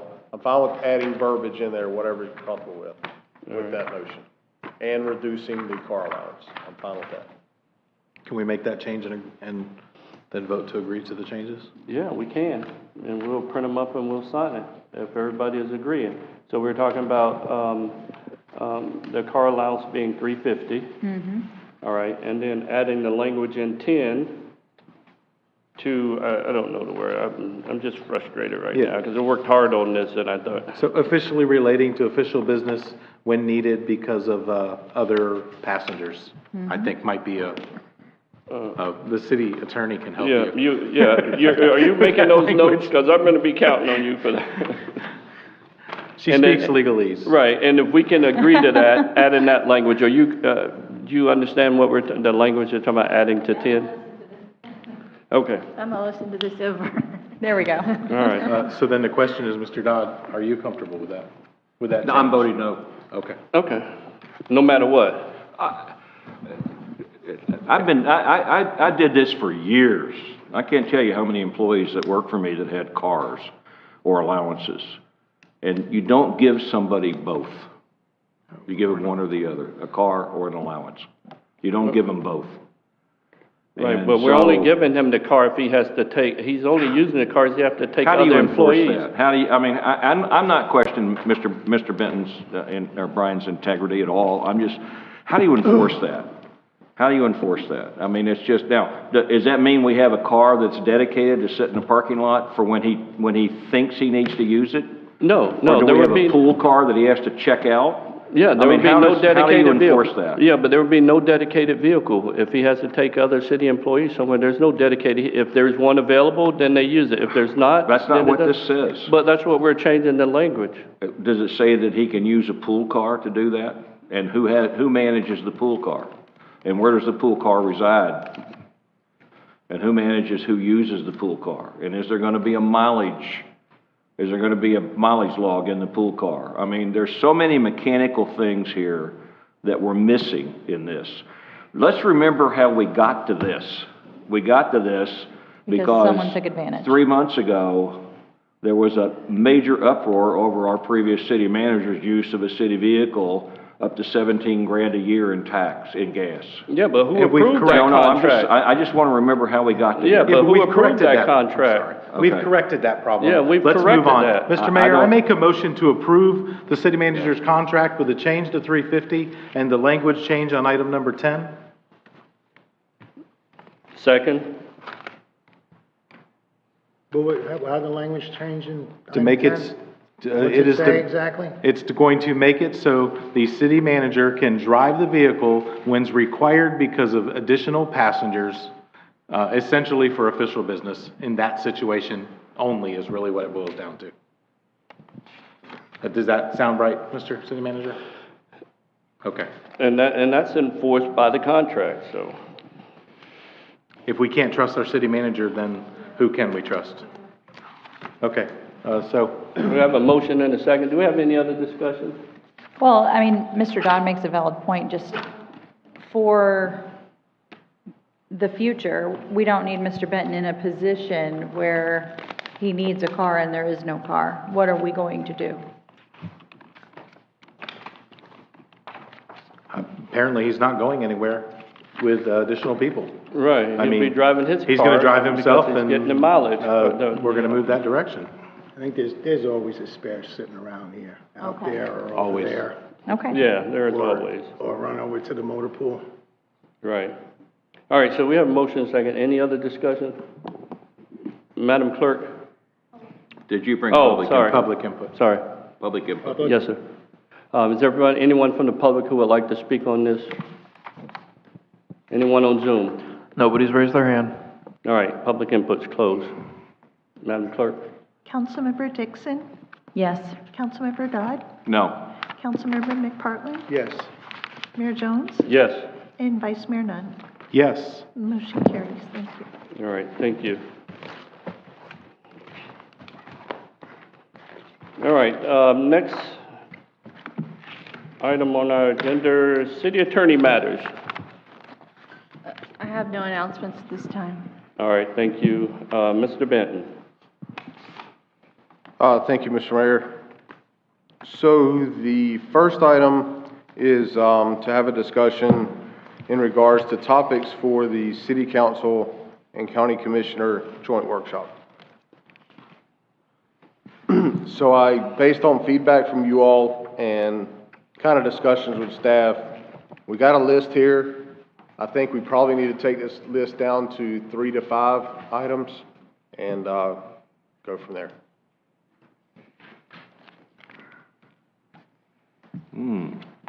Well, I'm definitely behind number one, septic sewer and project in the CRA, so, and conversion, so. Maybe we could combine 1, 2, and. Yeah. What's that, utility capacity discussion? Combine those and have a conversation about septic to sewer conversion, and then kind of have it under a single conversation, include the CRA, and then try to get some discussion going on in the entire city of Sebastian.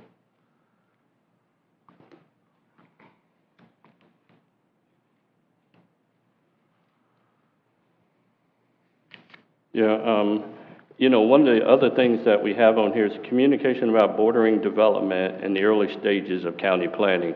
We never had many discussions from the county on projects that were bordering our city before, and I think we really need to talk about that. Any new projects that come up, that we're included on those, that we can actually sit down and talk about. Definitely. That, and in addition to that, the county board openings notify the city so Sebastian can get representation. They go hand in hand because we're not thought about See, often. those are actually already posted on their website. So we could probably, without We just need someone getting here involved in them, paying get our attention. staff to go to their website and bring Okay. it down. Yeah. Okay. Yeah. And so, what are we looking at? I know when I first brought this forward, we were talking about at least 5 items or so. If we go to 6 or so, you know, I think we're still okay. Yeah, I mean, I would try to keep it 3 to 5. Yeah. If you say 6, but I would try to keep it, you know, because the county's obviously going to have some items that they want to bring to Right. us as well. Right. I think your first 3 you have there are quite important, especially with that hotel fiasco we're dealing with. And you know, with the decision that the county commission made at their last meeting about doing away with the Old Dixie Highway Railroad crossing, I think the discussion with them about Old Dixie Highway west of the railroad track is really important because that truly now becomes only a Sebastian issue. They're going to do away with that railroad crossing, and so we have, I think, all except for 2 parcels of property on Old Dixie that are still in the county, but most of those parcels are now in the city. And our ability to enhance that road is really important. And to do that, we've got to get them to get us right away for the property that's in the county.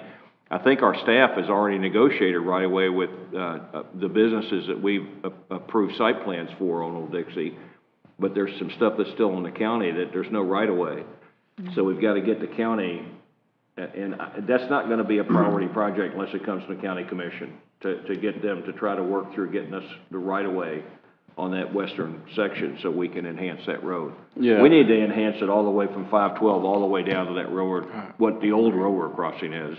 Yeah, at the last county commission meeting, Rich Spirica said that when that railroad crossing gets closed, they're going to have to do some work on that road and build a cul-de-sac. He's talking about on the east side of the railroad tracks. No, he's talking about Old Dixie going down where, before it turns and goes back across the railroad track, that it end because there's not going to be a railroad crossing there. They're going to have to build a turnaround. They're going to put a cul-de-sac turnaround down there, yes. But that doesn't make the road any better. Well, no, Yeah. And we really need to get to the point where the traffic coming out of the new developments on Old Dixie use Old Dixie more than they do anyplace else to get in and out. Right, and that's going to be a plus because that'll relieve that traffic off of the other road going out the back of that subdivision, So my thought on that was, my concern with Old Dixie Highway is once it's, the county's benefit of it is even less than it is now, once that railroad crossing is gone, if we don't own the road, are we going to be able to get the improvements needed on that road? And is us being responsible for that now, that comes with the double-edged sword of the cost, of course, but in order to get that road taken care of and fixed, are we going to be able to do that or get that without being the owners of that road? All right, well, that's why we'll have that as a discussion, and we can talk to the county commission about that. Yeah. And it'll be a priority for us. Yeah. All right. Where are we, what kind of numbers are we at now? So I'm just making sure, I need everybody's feedback and input on this. I want to make sure that we get everybody.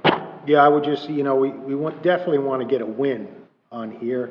And I think one would be the letter that I want to discuss under my matters is veteran services in this county. I think we need to join together with the county and the other municipalities and petition whoever we need to for the VA because they are neglecting this county and the veterans who are here by that clinic that's ultimately might be closed. And they had 2 very good doctors who They resigned supposedly, I think it was October 1st, but they told them, oh, don't worry about it, you can just leave now. Oh, wow. Oh, you're not talking about doctors, you're talking about the VSOs.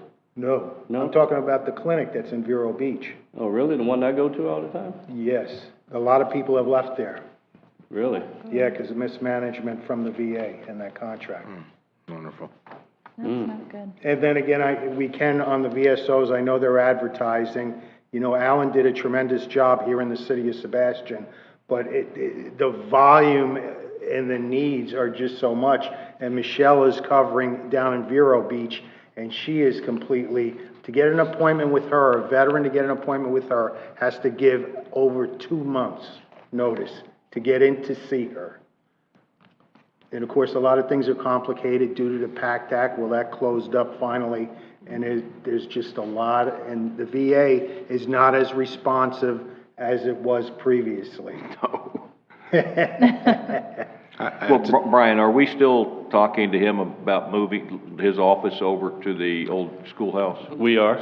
Yes, so we, the attorney and myself have reviewed a lease agreement, and I think we're probably much going to have it finalized tomorrow to send to the county for their review, and so it will be on the next council agenda. Is that a free to low cost lease? Low cost.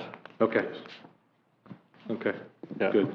We'd like to keep it as low as possible. Yeah, that's what we're at, low so cost, we get yeah. no pushback. You know, Indian River County could take a lesson from St. Lucie County on their Veterans Affairs organization. St. Lucie County, after working there for 12 years, has an amazing veteran service organization with a ton of people that work really hard. And I've always been a little disappointed in my home county that we don't have the number of people. The county hasn't put the resources to it. They're actually a part of the county, and they really put a bunch of resources behind them and treat them like a real department. And I wish Indian River County would put more resources behind it.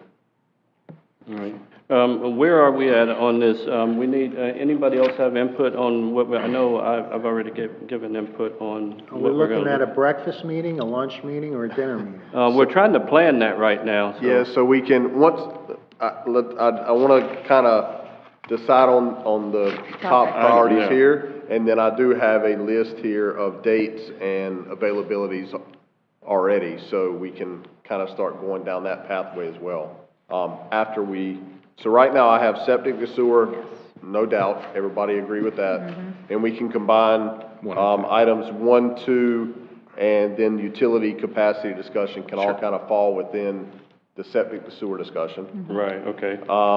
The Old Dixie enhanced improvements, is that something that everybody is on board with, or consensus there, or? Yeah, no, I am, because we really need to look at that, because that's going to help us take a lot of traffic off of, what's the name of the road going out of the back of that subdivision? Del Monte. Del Monte, yeah, that'll take a lot of traffic off of Del Monte, so.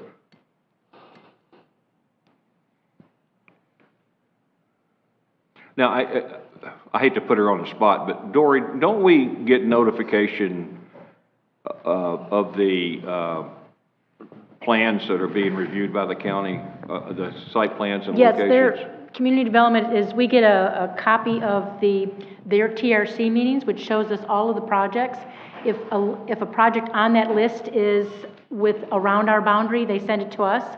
And then when they give out comments or set the meetings, we're receiving those comments. So we do that already. So I certainly can forward all of this to Brian that can get to you if you want that. Or if there's a certain threshold or level of a project that you would like us to forward that. Okay. We're always welcome to then join in on those TRC meetings like we did with the hotel when we have specific concerns. But we do get information already on the projects that are around. Okay, so from their perspective, they're already communicating with us on Yes. projects that are there, okay? Yes. It's just we have to pick up on it and decide we want to go backwards with something. I'll be honest, it does come in just to the growth management department. I know you can set up with the county if you want to get on that list also. So that's what I'm saying. We certainly can forward this to Brian or through Jeanette to get to you if you want to see the information. Right. How often is that meeting? Is it like a monthly, quarterly? At least, definitely bi-monthly. I know there's at least 2 a month. It may even be weekly, depending on the projects that come in. And then they give each applicant a half an hour. So we see that agenda. We know what that project is. They have the information on who the developer is, the address, And then when there's more specific meeting information, there's a link that we can look into the plans, that we can actually find those Yeah, plans. because their growth management department produces a really great spreadsheet that has everything on it. You just have to go out and find it, and you can print it. And it has all they their do- projects and the status and what's being done with it. They do and a so quarterly report. Yeah, And yeah. break the county into Right, so, 3 okay. sections, and you can go in there. Yeah, So in well- reality, there's not much we can talk to them about. They're communicating to us about this. They already do. We just have to Find it. get at it. Yes, or we can send it to you. Okay. Now, I know we have a presence at those meetings, but do we have a voice? Because I've heard some people don't have a voice in those TRC meetings. I'm gonna bring that up under my matters on the hotel on Indian River Okay. Drive. Hopefully, we need to start having a voice if we have to force Yeah. the issue. Yes. That's my concern is whether we have people there, but do we have a voice? So some of the projects, county staff is good about sending their developers to the county, to the city. There's a couple of subdivisions on 66 and Schuman Drive in that area as you're heading out of town, and they have, their comments have said, please contact city staff regarding the driveway permit if we wanted a sidewalk on that road. So sometimes they are directing the developers to contact us to kind of coordinate off-site improvements for their projects that will also affect the city off-site improvements, like sidewalks and our driveways and drainage in those areas. Okay. What else do we have with that? Are we at 5 now or close to it? I don't know either, Brian. I know you shook your head. I'm shaking my head too. So I think, kind of joining, I think one of the items that Councilmember McPartland brought up with kind of, a discussion with the county to improve veteran services, is that something we have support from with that, or? What would we be asking them to do? Add more people? Well, one would be add more people, but then a unified voice going back to the VA and reaching out to the other elected bodies we are. Because, I mean, if you read that letter, this is a big loss that's happening for Vero Beach. Okay. And it looks like mismanagement of $25 million from the VA, and they want VA to take back oversight of the whole thing. So however we do, because we have veterans here who have been utilizing that. Some go up to Vieira or they go down to Port St. Lucie. So now instead of having this, they're going to wind up having to go to Palm Beach. And they were looking, the doctors that they had in there were very good doctors looking to expand services. And once they asked them to expand, it's like everything went away. A lot of the nursing staff went. The last manager who managed the office, she left because she saw mismanagement happening from the federal government down. Yeah, that's the Vero office. Correct. So they're probably going to close that then. Probably, it looks like that will be happening. And they'll move, if they do, they'll move that to Port St. Lucie. So they moved their hearing aid services to Port St. Lucie, they moved their neurology stuff to Port St. Lucie.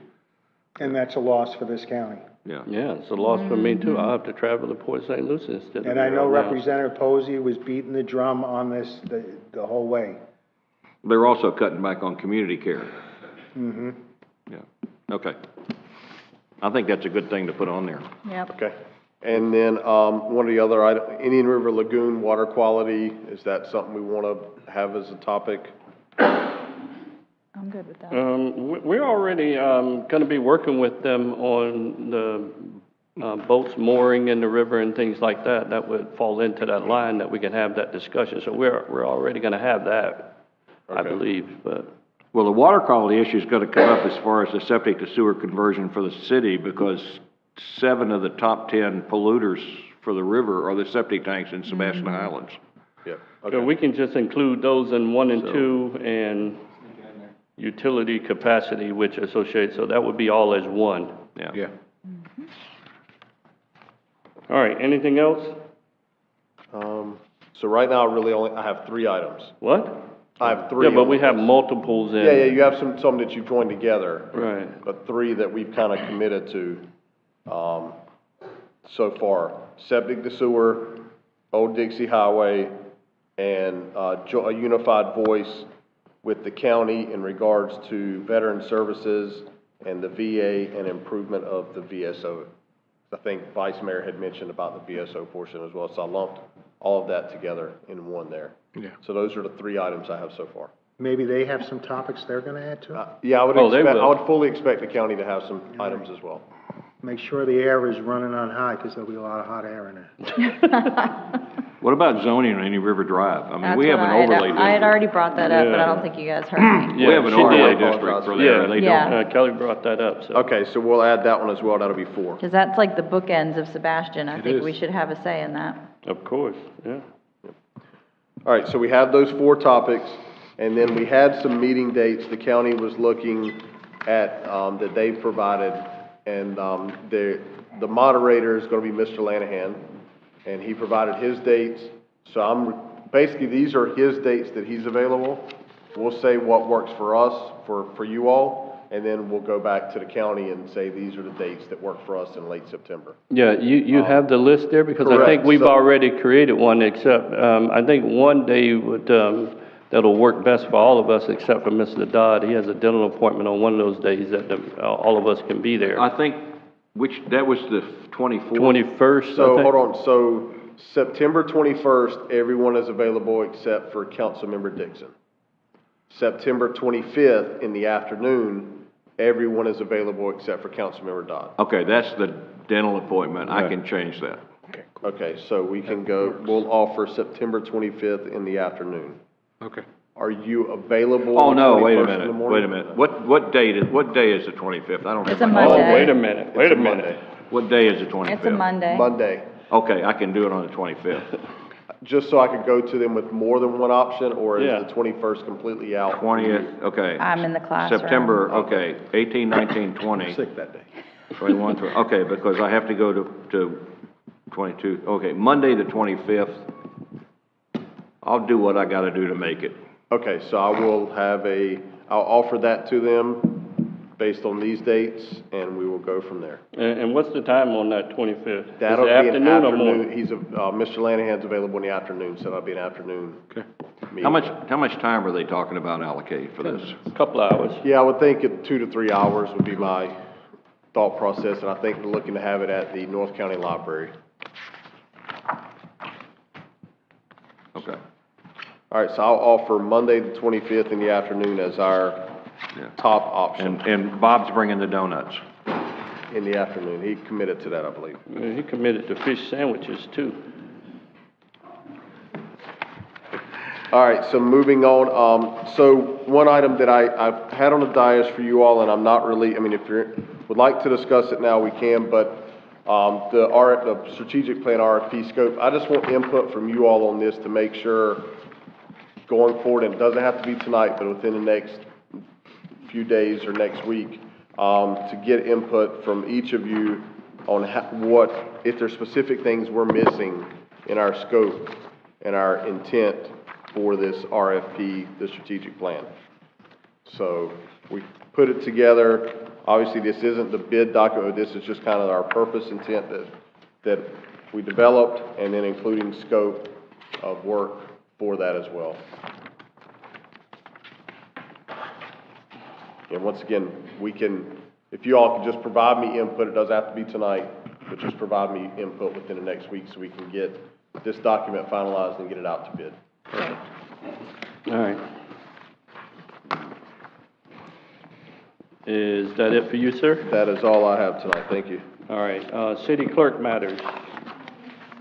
All right, moving on to council matters, I have nothing.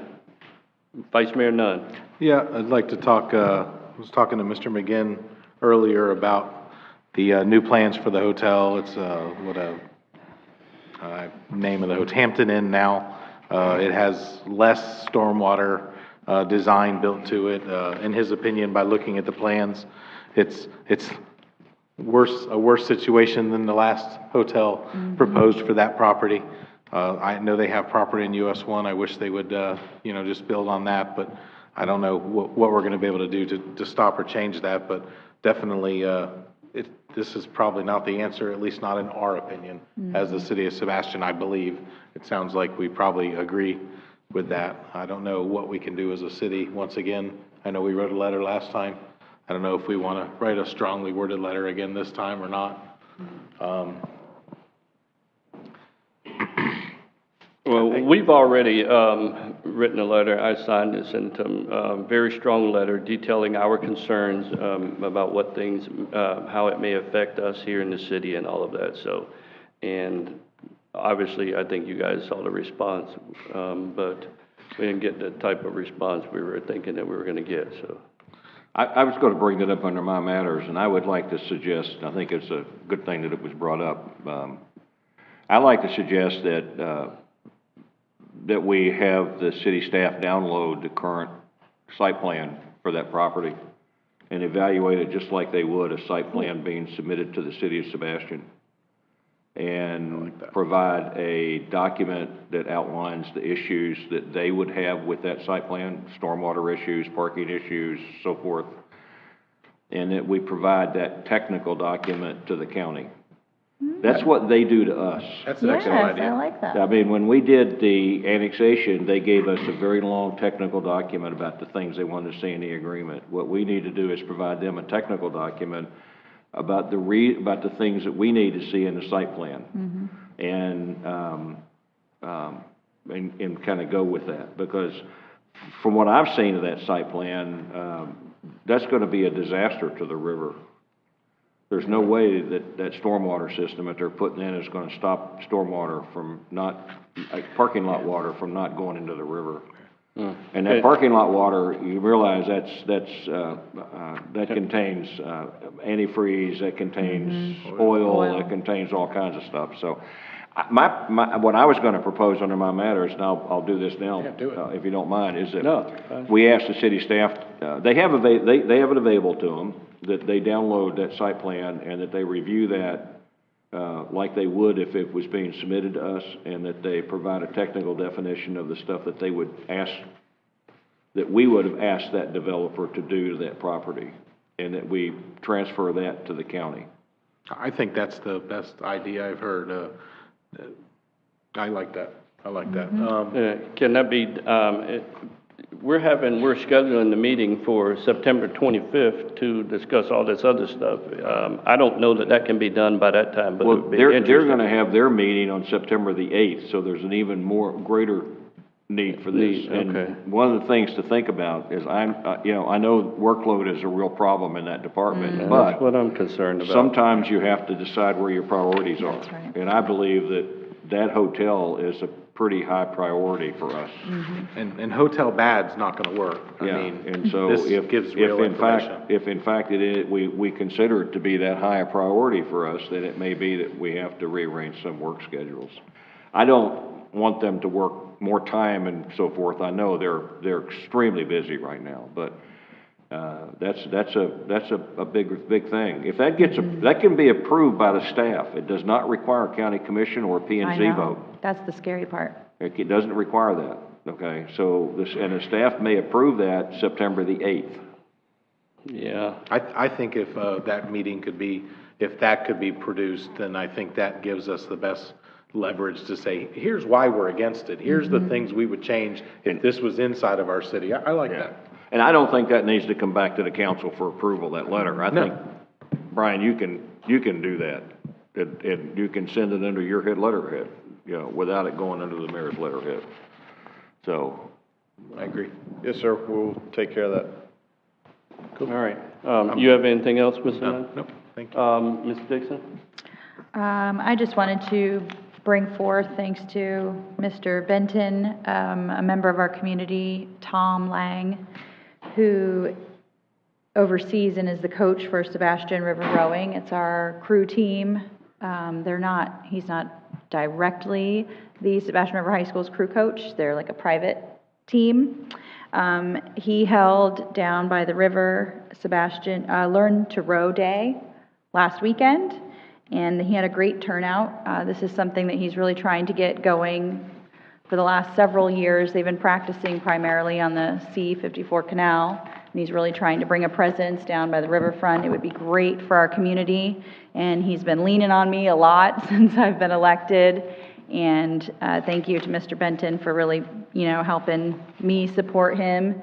And I just wanted to bring out there that he had 35 new kids come out and learn to row. 125 people inquired, and I think it was 15 new kids signed up. And these kids go off to great colleges and have bright futures. So this is something that hopefully we'll be seeing more often. And so I just wanted to shine a light on them. All right, thank you. May I add something to Sure. that? And one of the things they would love to have is A boathouse. a kayak launch Yeah. down at the river because, they have really long boats Yes. and if they can't do that at a boat ramp. They can't do it at a traditional kayak launch like we have down there now. They need one that's like a floating dock kayak launch, which I've talked to Mr. Benton about before, those floating kayak launches. It would be helpful. Yeah, they would love to have a boathouse here in Sebastian at the river. And Sebastian River rowing would actually be on Sebastian River, or I should say on the Indian River, and actually be able to practice here instead of the canal way out west of Fellsmere. Yes. So, And our local restaurants would get a lot of business when they would hold their regattas. So look into on the that future. note, the tourism TDC, the organizations that manage all these sporting events are bringing a ton of rowing events to Sebastian. Captain Hiram's particularly is housing a ton of rowing teams. They have a bunch of competitions out of C-54 Canal. It would be nice if we could move that down to our river and have it done there. That's Just right. a thought. All right, Mr. Dodd, did you finish all your stuff, or you have more? All right, thank you so much, sir. Mr. McPartland. All right, I think you're all in with the letter of support. This is the one from the Military Officers Association of America and their concerns that are dealing with the community-based outpatient clinic. And I know I spoke to Monty Falls. Vero Beach is in the process of writing a letter based off of their letter, and I believe this is on the county commission's agenda for their next meeting to discuss a letter of support. So the letter's in there to kind of base it off of, and then they have CCing all the congressmen and the senators and the representatives for the state level. And again, it's just addressing the neglect that the VA provider has shown to this county over the years. So if we could get one drawn up, maybe if you want to see what the letter will actually say, bring it out for our next meeting for approval, Brian, if that's okay with everybody. And then she's gone, but Lisa Frazier, I just wanted to thank Lisa for her years of service to the city of Sebastian and wish her the best of luck in our future endeavors. Thank you, Mr. All right, thank you, sir. All right, that's it. There's no further business before this council. We're adjourned.